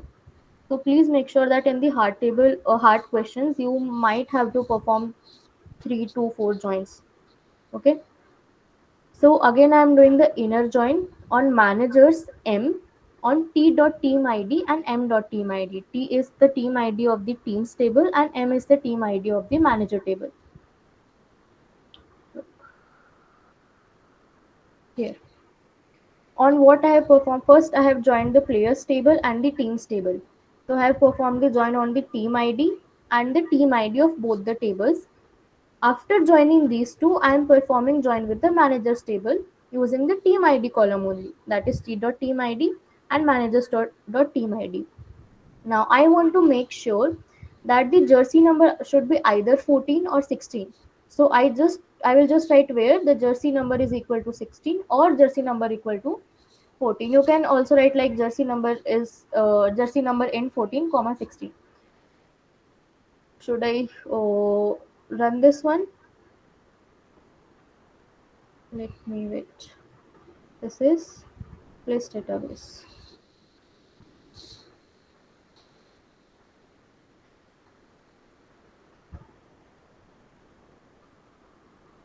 Select p dot name, comma p dot player ID, jersey number, comma m dot name. From, I'm getting it from players P, and I'm doing inner join with teams table, that is teams T. On what attribute or on what column I'm doing, that is that p dot team ID should be equal to t dot team ID. And then I'm performing inner join with the managers table to get the manager name. Otherwise, I won't be able to display it in the in the output on such that our team ID, that is t dot team sorry that is t dot team ID should be equal to m dot team id, where I'm specifying the condition that my p dot jersey number in, I'm writing here this 14 comma 16, or you can use the or condition, that also works. Okay, m dot team id, okay, managers m.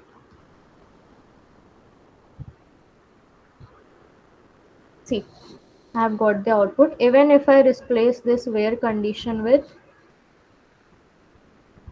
p dot jersey underscore number is equal to 14, or p dot jersey number equal to 60, even this works the same. See, you have got the same output. So I will explain once again. What here we are doing is write an SQL query to print the name, the jersey number, and the name of the manager of the team. You need the name of the player and jersey number of the player and the manager of that particular team to which this player belongs to. And you have to apply the condition on the jersey number that it should be either 14 or 60. Okay? Hence we are perform. Is this clear that why we perform join between three tables?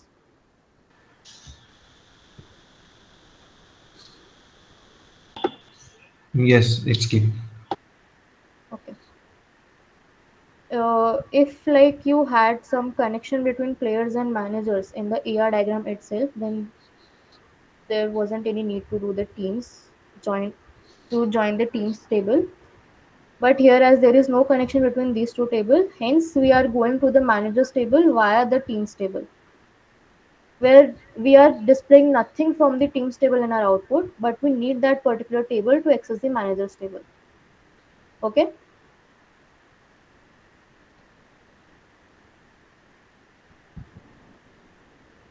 Is this clear?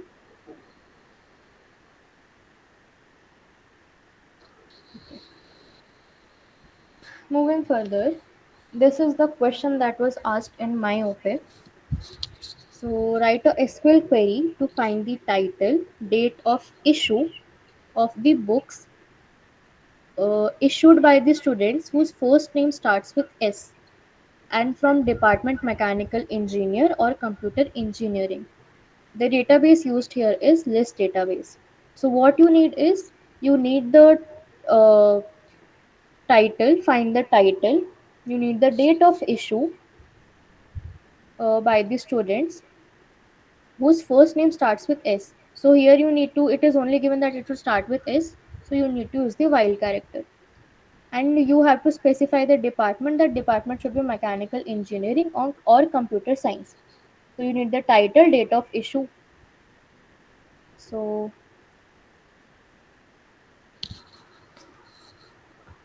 sorry, this is the list database. You need the title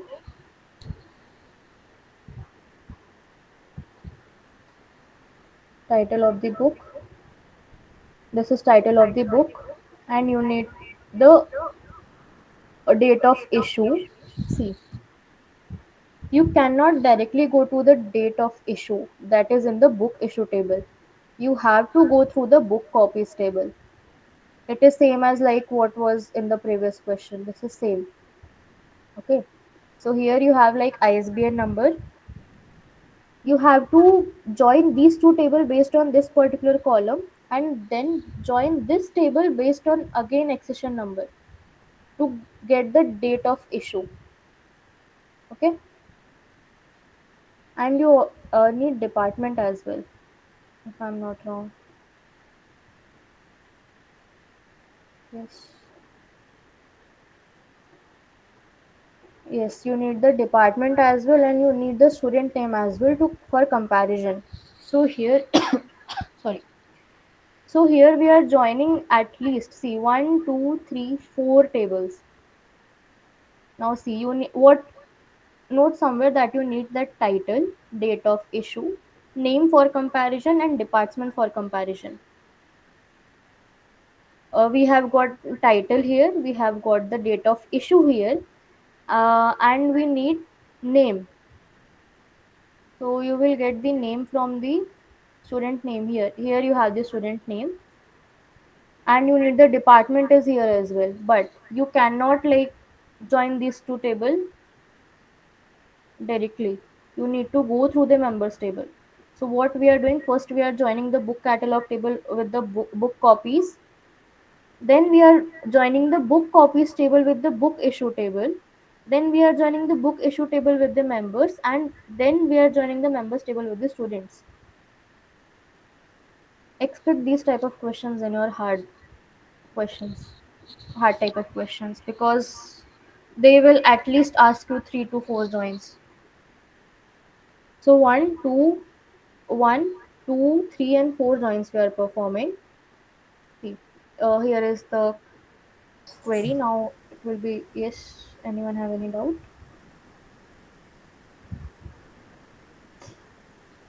Let me explain. So what we are getting is we are getting a date of issue and title.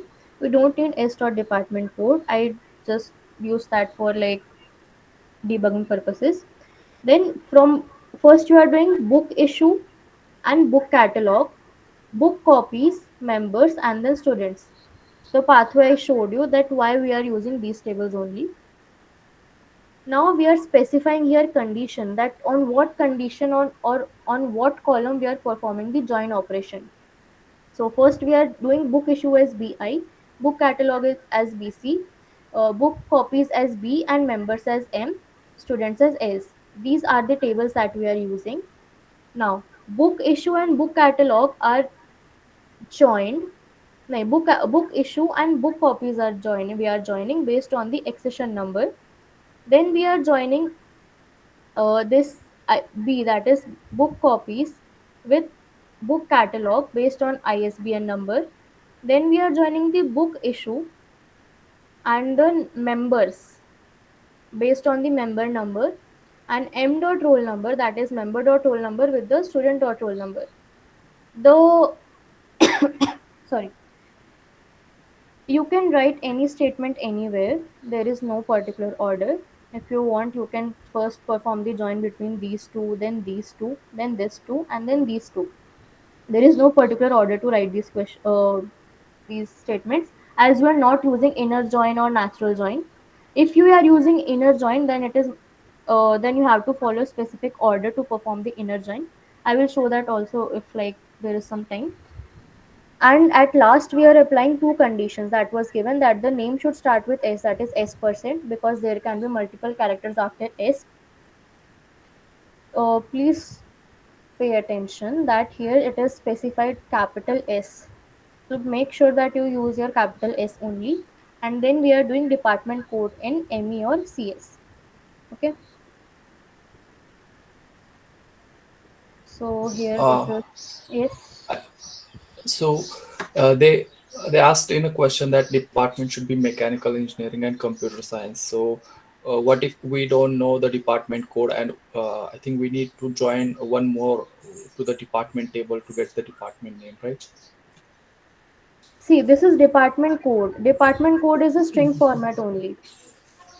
Yes, but we don't know what department code the mechanical engineering, and if they mention another department Simply then just write select star from the particular table. You will get your output in the console itself. First it will show the error, then at the last you will get the output. That is how you okay. have to do the debugging in your examination, because PG admin won't be provided to you all in the examination, obviously. Okay. Ma'am, ma'am, excuse me, I would like to add to the same to this person who is saying that I also tried to do the question of graded assignment, I guess, in which I tried to attempt it using the PG and UG courses. So I went for the MCA course to get the number of students. But they said that in the question is mentioned PG only. So you have to use PG only. You can't assume by yourself that you have to do some other thing. In the university relation or university database, the question mentioned select students from PG department, like PG was mentioned there. But I Yes. took the students from MCA, like something like that. So the answer was okay, but they said that use only the data from the question only. Yes, वो तो like error तो आएगी ही for sure, but like There was no error. The answer was correct. But they said use that PG only in the question that we're given. Don't use something else. Don't use MCA or some other course. We know that MCA is a PG course, but don't use it in your query. That's what they said. okay, so Huh. like which table did you use for that? Uh, Department. department name. There's a department Depart. name and department code. Yes. Okay. Yes. So you can do the debugging from the console only. The output will be shown. Even if there is an error, you will get to see the output, like what output you are getting and what output you should have got. Okay. Yes. Okay. Thank you. Is this question clear? Like how we perform the join operation? I will try to add some hard questions in this after session. Right now there are only two questions. If you can solve these two questions on your own, or if you can understand these two questions, then you can perform any kind of hard question that will be given to you. Because in this we are joining five tables. So if the concept of joining is clear, then you can easily do the join operation on any question. Shall I move forward? So lastly, just next is the Python connectivity question, which will be of 5 mark. You will be given choice between two questions. It is mandatory to pass this question. Now this is the basic layout for this question. Just remember this. These three modules you have to import. You have to mandatorily import these modules, that is SIS, OS, Psycho PG2, as it is your wish if you want to do the aliasing or not. You can simply write Psycho PG2. Now you have to use try and accept block. Do use try and accept block, otherwise it will not accept your answer. In the try block, first you have to establish the database connection. For database connection, use the connect function which is in the psychopg2 module. So here I am writing p.connect, and in the connect you have to give all the connection details. These connection details will be provided to you in the examination in the starting of the question, I guess. It will be given to you all, but so just copy paste it from there. If you are not able to copy paste, just type it from looking there. I think they won't allow you to copy paste. So you have to type it on your own. So these Okay. connection will be by default, right? They won't be by default. You have to type it like in the question section. No, I was asking that in the question, will it be mentioned that Yes, these are yes, yes, yes. These things will be given to you all. Like just like this only. Database is equal to sys.argv1. Just like how I have written here.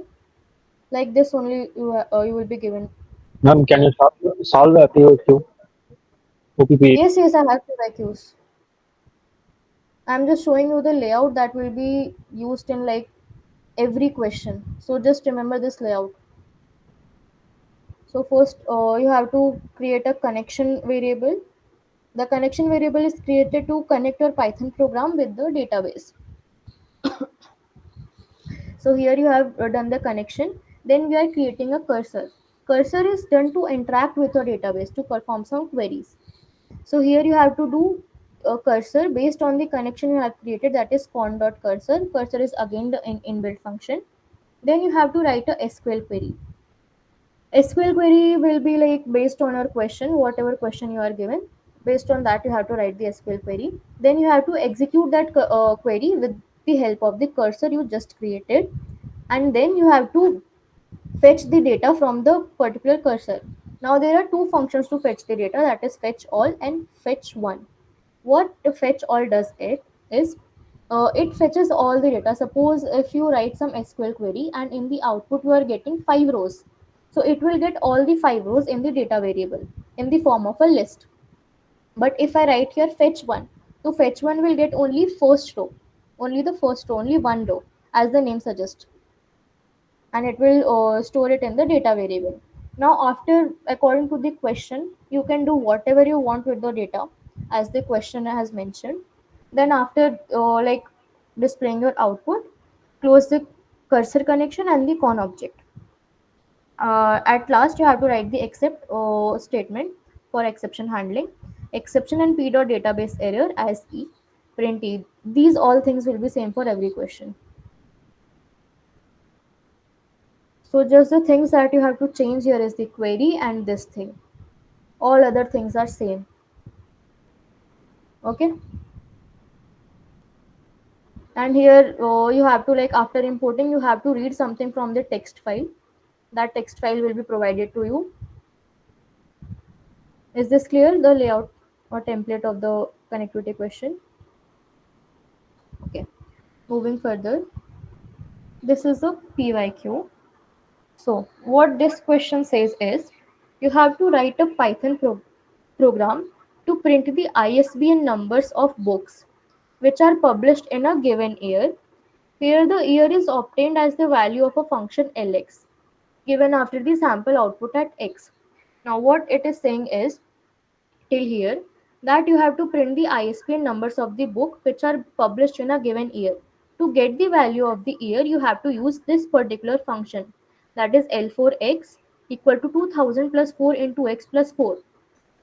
You have to use this function to get the value of the year. Now you have to read the value of x from the input file, that is number.txt. The value of x will be retrieved from the number.txt file, and using that value of x, you have to get the year value from this function. Your program must assume that the file number.txt resides in the same folder as your Python program. You have to iterate through the list and print each value separately as shown in the output below. This should be your output. You have to use this function to get the year value, and the x value of the x variable will be retrieved from the number.txt file. Is the question clear?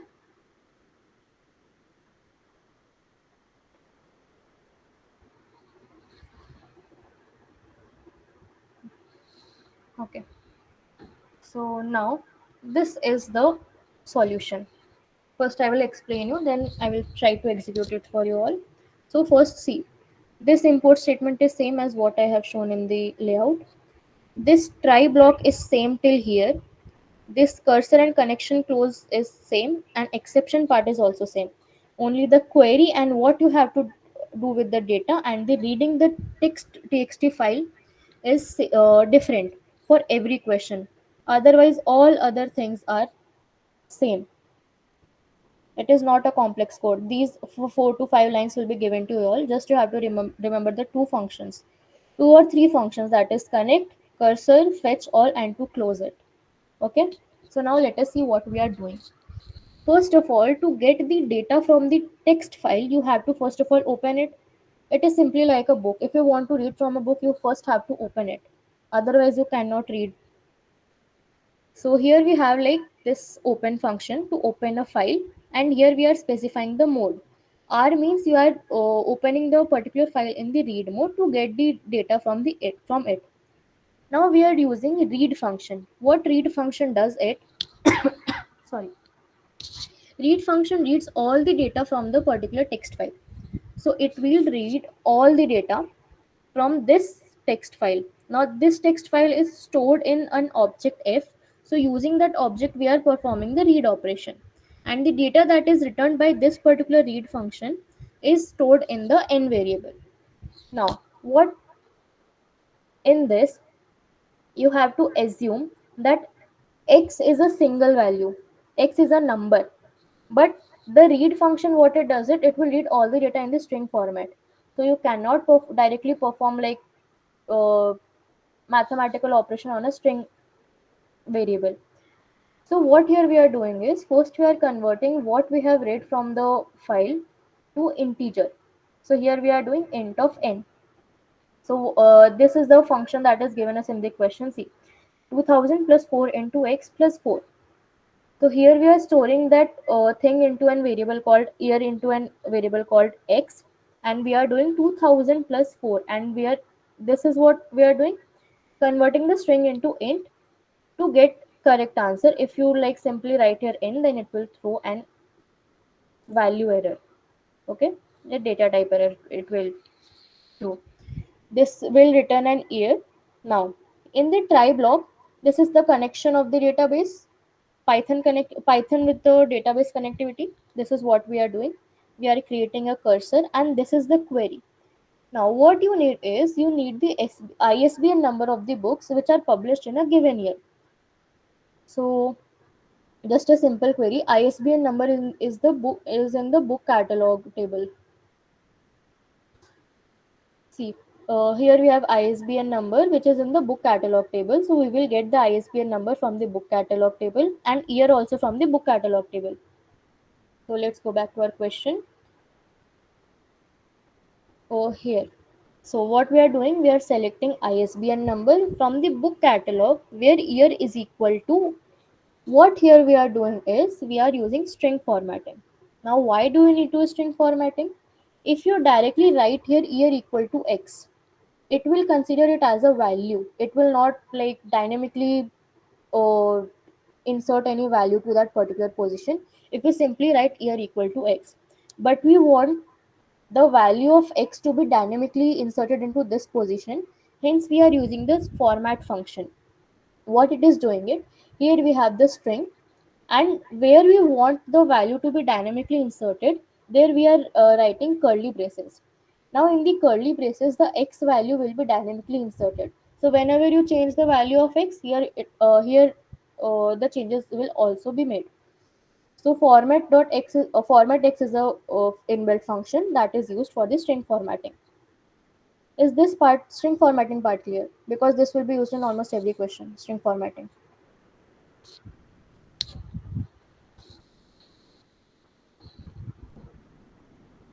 I hope this is clear. Okay. So now we are executing this query using our cursor, and we are fetching all the data that this query returns, which is stored in the data. Now see, what we need is we need the ISBN number, and you have to iterate through the list and print each value separately as shown in the output. Now see, we are in data, there will be multiple rows. Now you need each, see, this data will be in the form of tuple. I will show you the output as well. See, this will be in the tuple, so you have to list of tuples, I should say. So you have to iterate over the data. You are doing for I in data. In I you will have each row. Okay, now you are printing print I of 0. Why I of 0? I will explain you. Wait. So this is the output of this particular question. Is VS Code visible? Okay. See, this is the like same question, same code as well. See, I will show you first what we have in our data.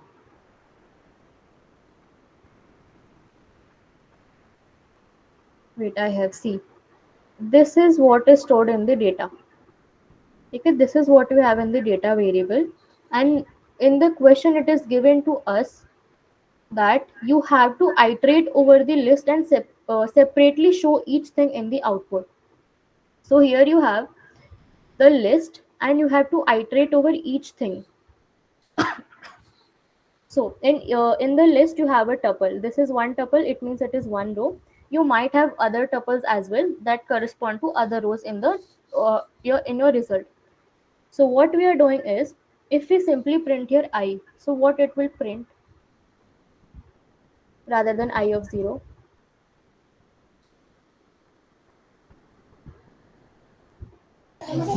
The whole line. Yes, it will print this whole tuple. But we don't want the tuple as the output. We want only the number, the ISBN number. Hence, we are using here 0. So it will print this thing only. Okay. Is this question clear? So moving on further. This is the second question. In this question,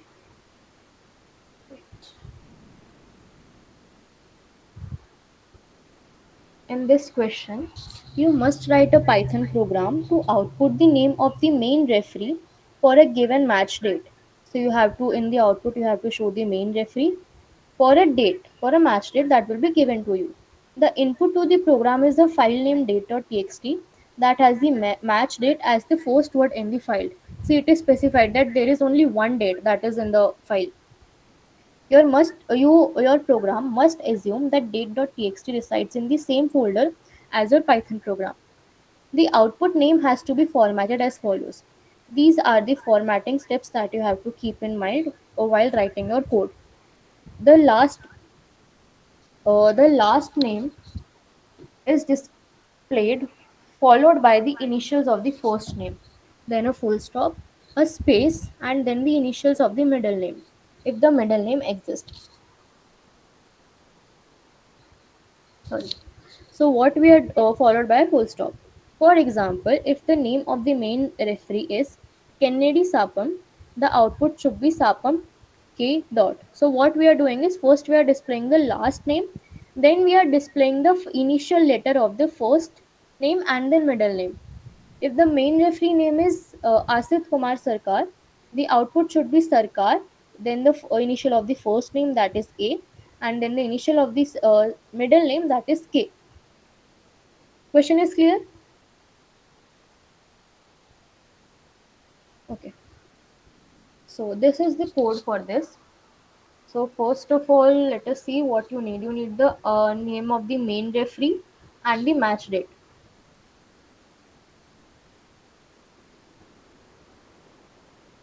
You need the name of the main referee, that is this referee, and name. So you have to perform join operation here between the match referees and the referees.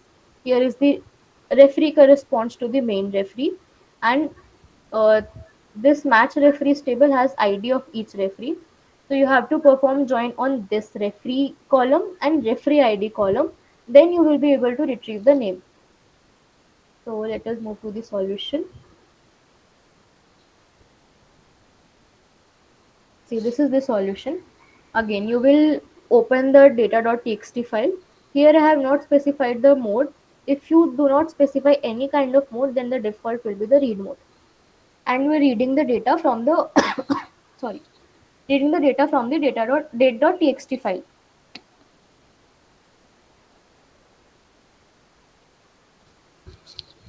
Now, here what we are doing is we are again establishing a connection which is same for almost all uh, Python connectivity questions.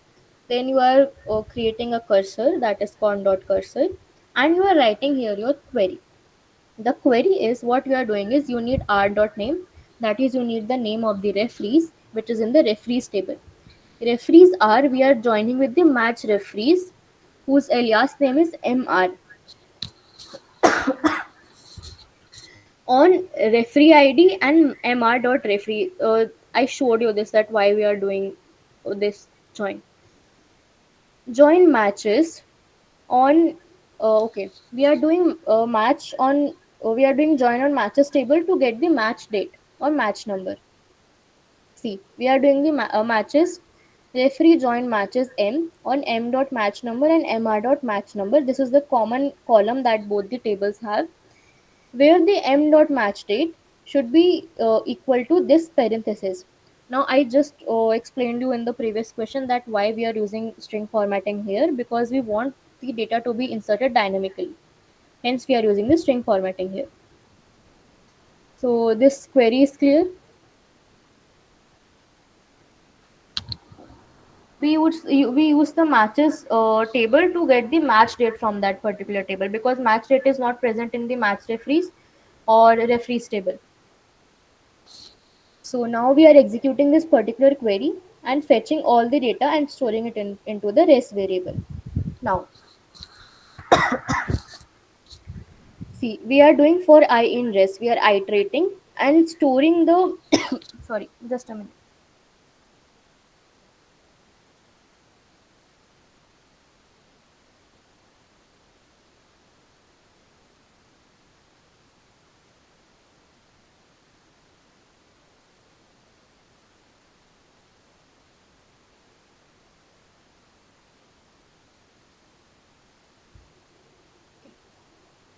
So we are iterating over our result and we are storing the first, like in this previous question, as it is list of tuples, so we only need the first index, that is zeroth index, I mean.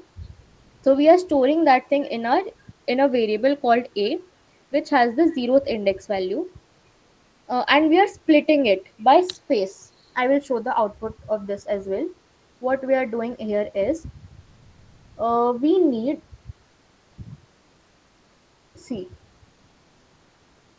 suppose this is returned by the, your a variable has the value Kennedy Sapam. Okay, or let me explain with this, Asit, because it has middle name as well. Your a variable has the value Asit Kumar Sarkar. Now we are splitting this particular name into three parts, using the space, because as there are space, so wherever there will be a space, it will be splitted into parts. So it will be Asit, Kumar and Sarkar. This will be of in the form of list. In the list there will be three parts: Asit, Kumar and Sarkar. So what we are doing is, m of minus 1. M of minus 1 will be, suppose m is a list and in this list we have three elements, that is Asit, Kumar and Sarkar. So what will be m of minus 1? Sarkar.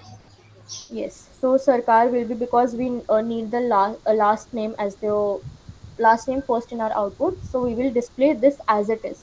So it is m of minus 1. Then we are giving a space. Okay. Plus this is string concatenation. Here we are giving a space, plus we are doing m0 of 0. M0 of 0. What will be m0 of 0? A. Yes, it will be A. That is, we have list M. Zeroth will be this Asit, and at zero index of this Asit will be A. So there will be in the output, it will be shown as A. Then we are adding a dot and a space. Here we have space after the dot. So it will be A and dot and then space, and then we are doing M1 of 0. Sorry. M1. On the first position we have Kumar, and on zeroth index of Kumar we have K. So it will be displayed as K0. Okay. Oh, and then we are closing the connection, and this is the except part, that is exception handling. Is this clear? Yeah, I have one question. Yes. So, if we have two strings in the output and m of one will be the second string, so this code will return Sarkar A and then S. Is this with the scenario? If we have only two strings, like two, If M has only two strings, yeah, yes, okay, then it will return C. Like this was this example yeah. above one. So what it will return is, it will return Sapam. Wait. The m of minus 1, m of minus 1 is Sapam. This will be shown in the output. Then we have m of 0 of 0. M of 0 of 0 is, sorry, m of 0 of 0 is K. So that will be Sapam K will be displayed. This will be null because there is no m of 1 of 0. Okay. No, there is M m of of 1 one, of right? 0, yes. Sapo? Yes, yes, yes. M of 1 of 0. So it will be returning S. Yes. You have to specify a condition here. You can simply specify an if condition. See, Yeah, if condition, yeah, correct. you can specify simple after this. Don't use print statement directly. Just store the intermediate result in a variable. Suppose in an x variable, which will have this m minus one thing and m00 string and the dot. Now, if this m of one of 0, or you can simply apply the more simpler way to do is, take two conditions, that is if condition and elif condition. In if condition, write if length of m is equal to 3. If it is equal to 3, then just write this print statement, and if it is equal to 2, then remove this m of 1 of 0 statement, this m of 0 of concatenation. Is this clear, that what I'm saying?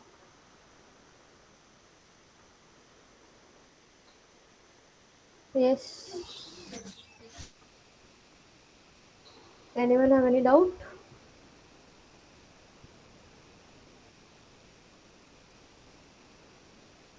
Any doubts in this question or what I just told you all right now for the condition, if condition? Yeah, doubt is clear. Thank you. Okay. So this is RDBMS, which will not be included in our like OPE.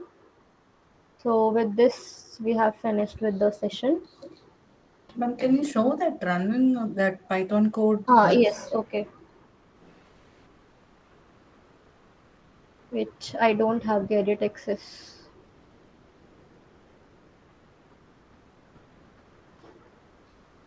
Is Devish in the meet?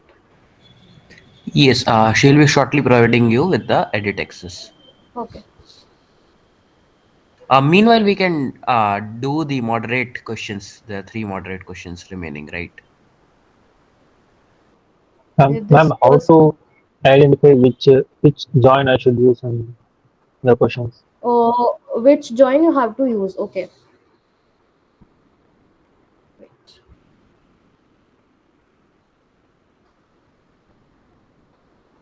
Mm,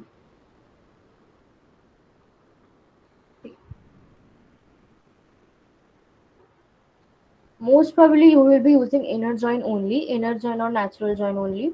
Left join, right join, and full join will be rarely used in your OP examination. Left join will be used. Suppose you are given a condition that you need the details of all the teachers. Just a minute. Yes. Suppose, let us see with this example only. Suppose you are given a question that you need the detail of all the students. Okay. If you need the details of the all the students, then you have to perform left join. Because if you perform right join, then there might be some rows in which the student uh, data will be not matched. So student may wait. I should explain this. I don't have. Meanwhile, please request the edit access so that she can provide you. Yes, Okay. sure. See, if you are using left join, so sorry. If you are using left join, then it means that see this example. If you are doing table T1, left join table T2, it means that you need all the data of the table T1, irrespective of if it matches with the table 2 or not. Okay, like here we are using student and result table. Suppose you are given that uh, you need to display in output all the data of the student with their SPIs. Okay, it is mentioned that you need to display all students with their SPI. So I will use left join because I need the data of the all student. So left join will be done, and SPI, if they have a SPI in the result, then it will be displayed. Otherwise, it will be null. And if I have opposite of this, if I am told to do that display all the SPI, that display all the SPI scored by the students and their name. Now, if the roll number is present in the student table, then I will display the name. Otherwise, there will be null. Is this kind of clear?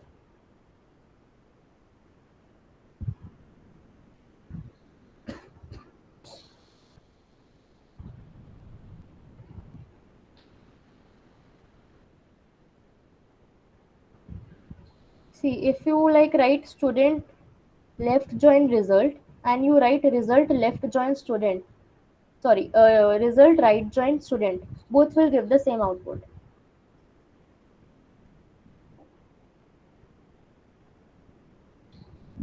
So it depends more on the syntax than the. Yes, it depends on like okay.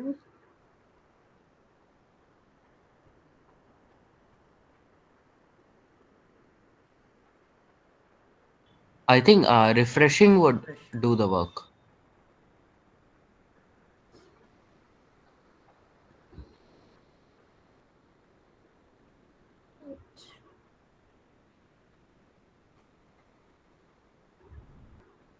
See, let me explain here.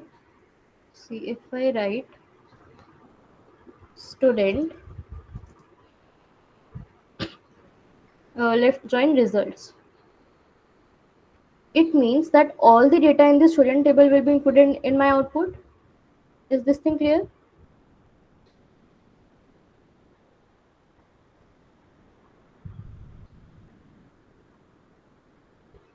So the student table remains same, and only the matching values from the results are displayed.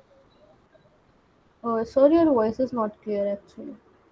So here the student, the attributes and tuples in students are kept, and only the matching ones from the results are displayed. Right?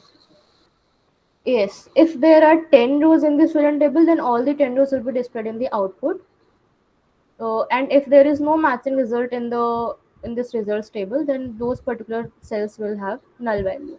And if I write here results right join student, these both lines will give the same output, because in this all the data of the student table will be displayed in the output. Okay, good. So if you are given like display all the details of the student with their results. Now here it is specified that I need all the details. So I can use any of these two statements, because these two will give the same output only. I need all the details of the student. So I have to use this student table should be, if there are 10 rows, then 10 rows should be displayed, irrespective of whether they have the results or not. And if I write something like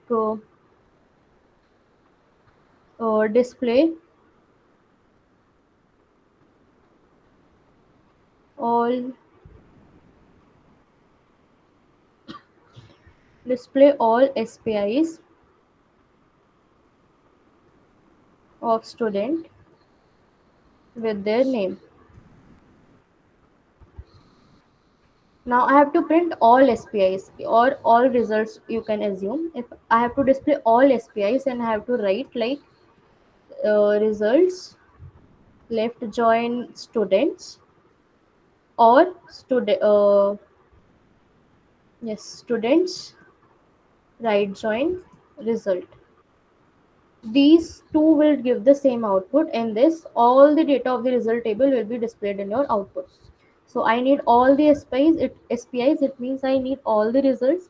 So result will be displayed, and corresponding or respective value whose value matches in the student table will be displayed in the output.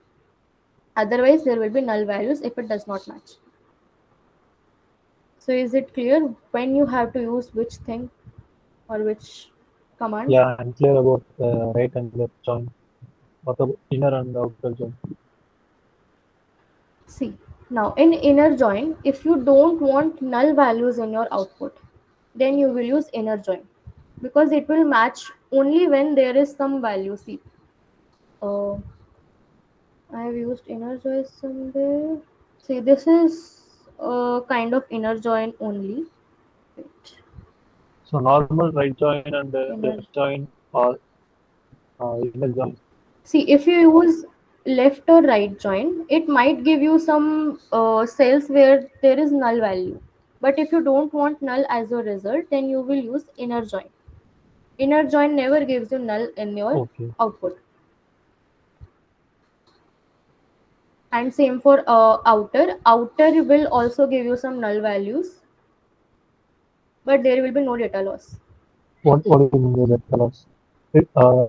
Are there any data loss in inner join? Wait, see this example.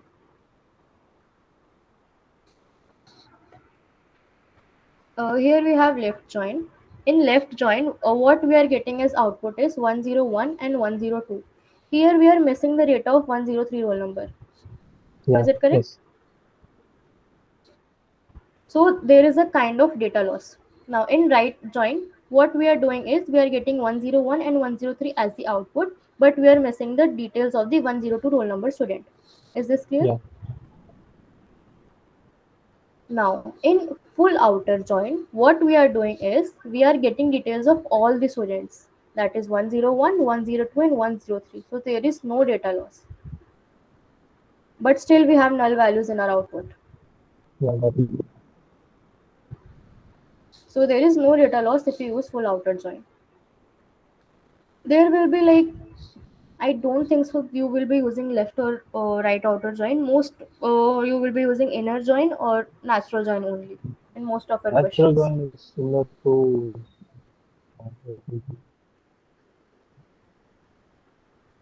Natural join and inner join will give the same output only. okay. See, this is my question. This is one query. This thing, and if I do here using equal to operator and using natural join,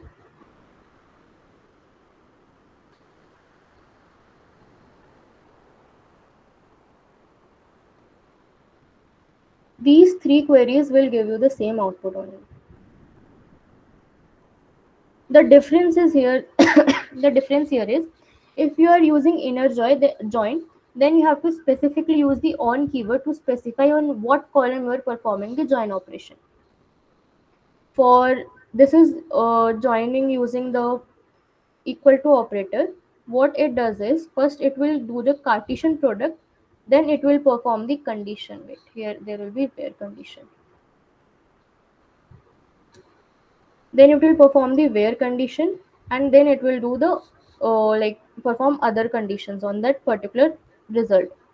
In natural join you don't have to specifically write like on what column you have to perform the comparison or the join operation. If you want you can perform your where operation, but if you don't perform it will automatically take the common column or the columns which have the common name in both the tables. Suppose in this I have, I guess, referee ID. Yes, someone have a doubt? Ma'am, I have a doubt. Yes. Ma'am, what if while using this natural join, uh, in some table there are more than one columns with the same like type IDs, like in this referees. So in referees, there match referees. There are four columns with the same referee IDs. See, if you run this, let us see. Okay.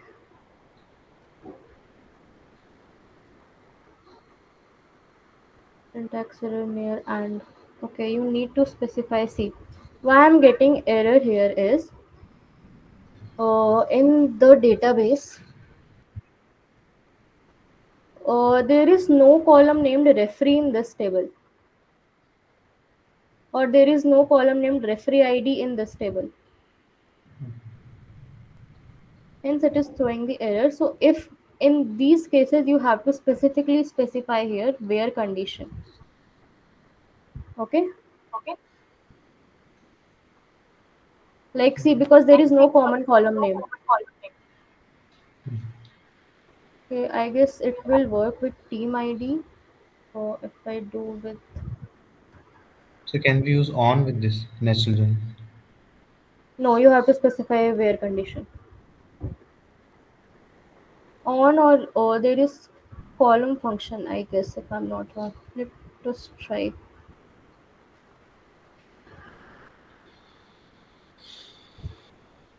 on m dot referee equal to r dot referee ID. It might work. It won't work. See, on will be used if you are using left join, right join, or full outer join. Only then on keyword will be used. Otherwise, if you are using inner join or I mean natural join or this equal to operator join, then you have to use where condition. Ma'am, could you please run the only first two lines of this code? First two lines. Okay. Yeah. Yes, these two. Okay. It took something. I guess then it is sorry. Then it is taking the first column, that is referee column. If assistant referee was the like second column, then it would have taken that to do the join operation. So basically, it doesn't have to do anything with the column name, na? It has to do with the Yes. values which are in the Values column. exactly. Yes. है Yes.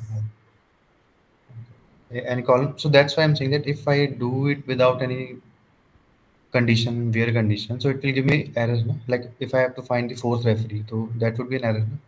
Yes. See, it is executing. And if you want to specify like column with the natural join as well, then you can use the where condition. So why to use right natural join? Why don't just These use are such like conditions? you can use multiple things for a single query.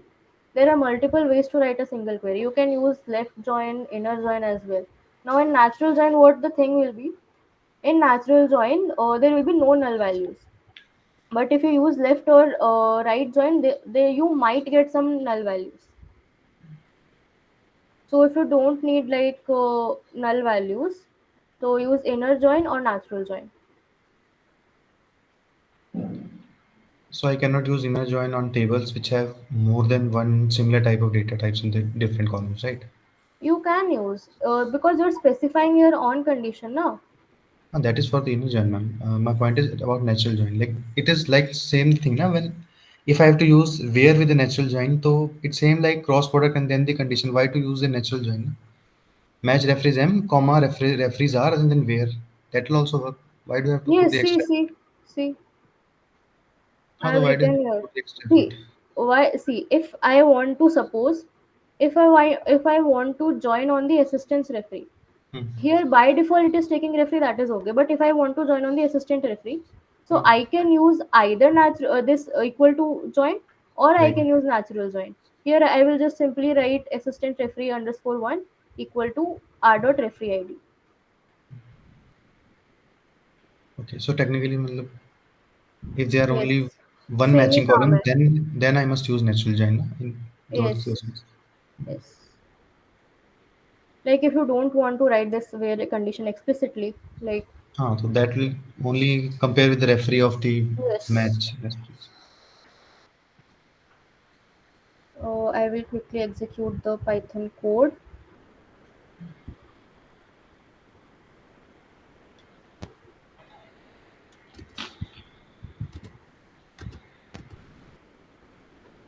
Any doubts? Any other doubts you have? So there are like, we can use left outer join and right outer join also, right? What? Left outer join and the right outer join. Yes. Uh, Please ask again.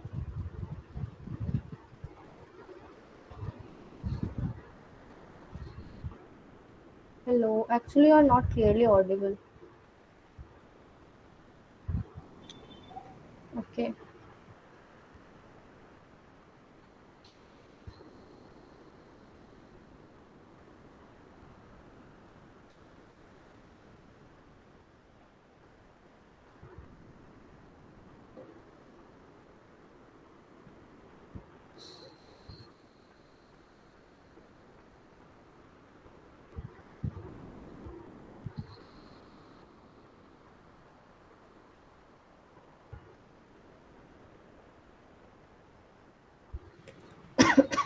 I think you'll have to do Control plus S.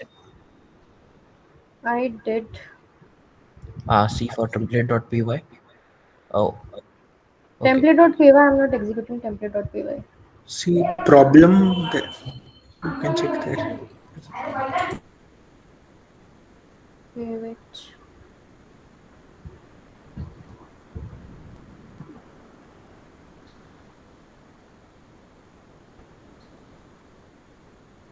It was executing earlier.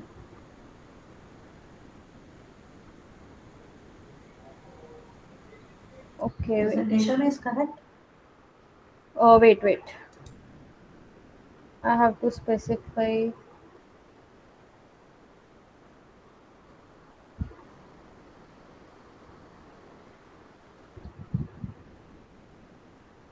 Oh, as I'm executing in laptop, so I have to provide the values here. Hence it is showing the error.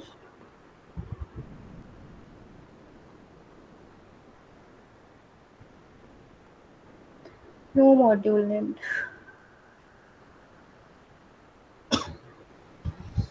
It was executing earlier.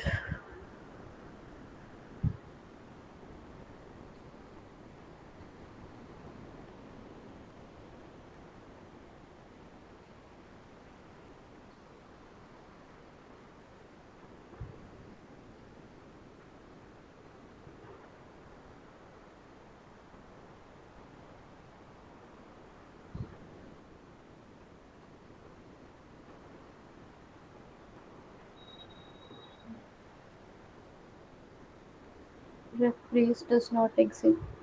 Is it referee?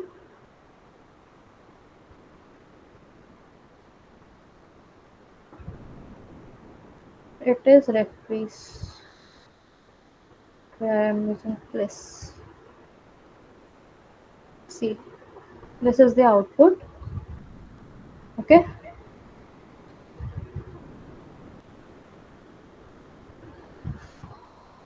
You can specify here if condition, if len of m is equal to 3, then it will give this. If len of 3 is to, sorry, len of m is equal to 2, then it will give this. But you don't need this thing.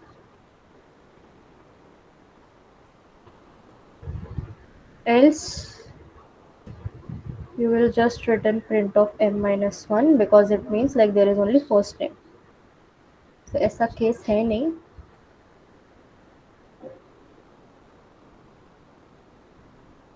It is going to equal to 2.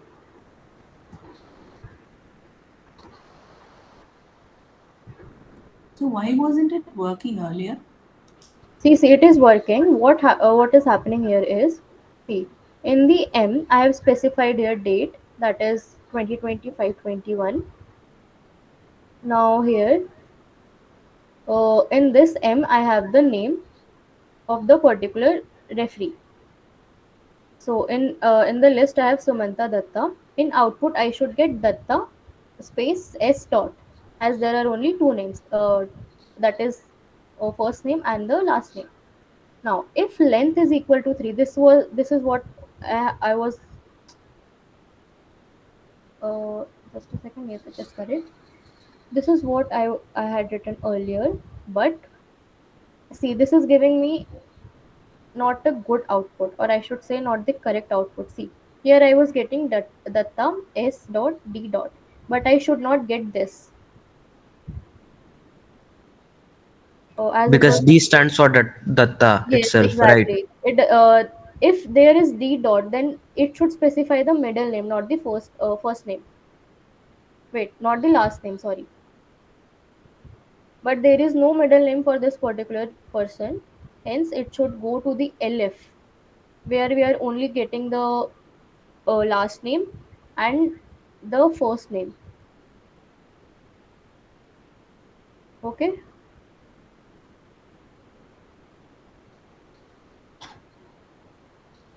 is this clear? If I have name Asit Kumar Sarkar, then it will be in the form of list as Asit Kumar Sarkar. So the length of this particular list will be 3. We will go to the if condition, and in the output we will get as Sarkar uh, A dot and K dot. Okay. And if the length is 2, then we will go to this particular thing. Suppose if I have only Asit Kumar, then it will give output as Kumar space A dot. And if the particular user has only one name, only first name, then it will just simply print it. Is this clear? The conditions I've specified here. Since we use the for loop, do you think that M and the conditions after that should be in the for loop itself? Because that date you provided can have multiple names. Okay. See, see the database. This is what we need. We need the referees. Now, r dot name, mm, match name, match number. See, I'm specifying your match number and match date. And for the output, I'm getting r dot name, match referees, referee ID. Let me read the question first. You need, see, there will only be one main referee. There can't be multiple main referees. Hence, in the output, you will always get only one name only, because it is specified that you have to get the data for the main referee only. If Okay. suppose it was given that you need to get the detail for all the referees, then you have to like specify all these conditions in the loop itself. So do we need the for loop here then? Yes, you need the for loop here. See, print res, because it is list of tuples. So you need to use, okay, for loop. See, what we are getting here is, okay, we are getting two referees here.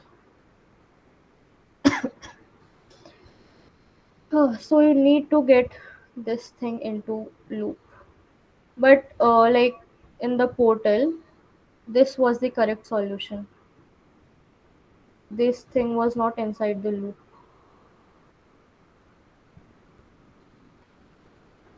So you need to do like, you need to try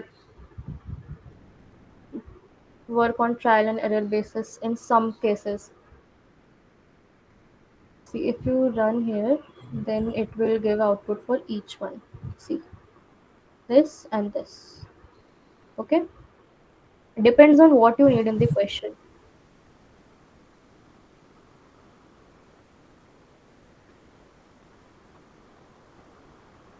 Is this clear? Just if you are facing any issue, just try to debug in the console itself or in the portal itself. So it will be easier to you will be able to see your solutions or your output in the error after the error message. Is the code clear? Yes, Yes. thank you. Any other doubts?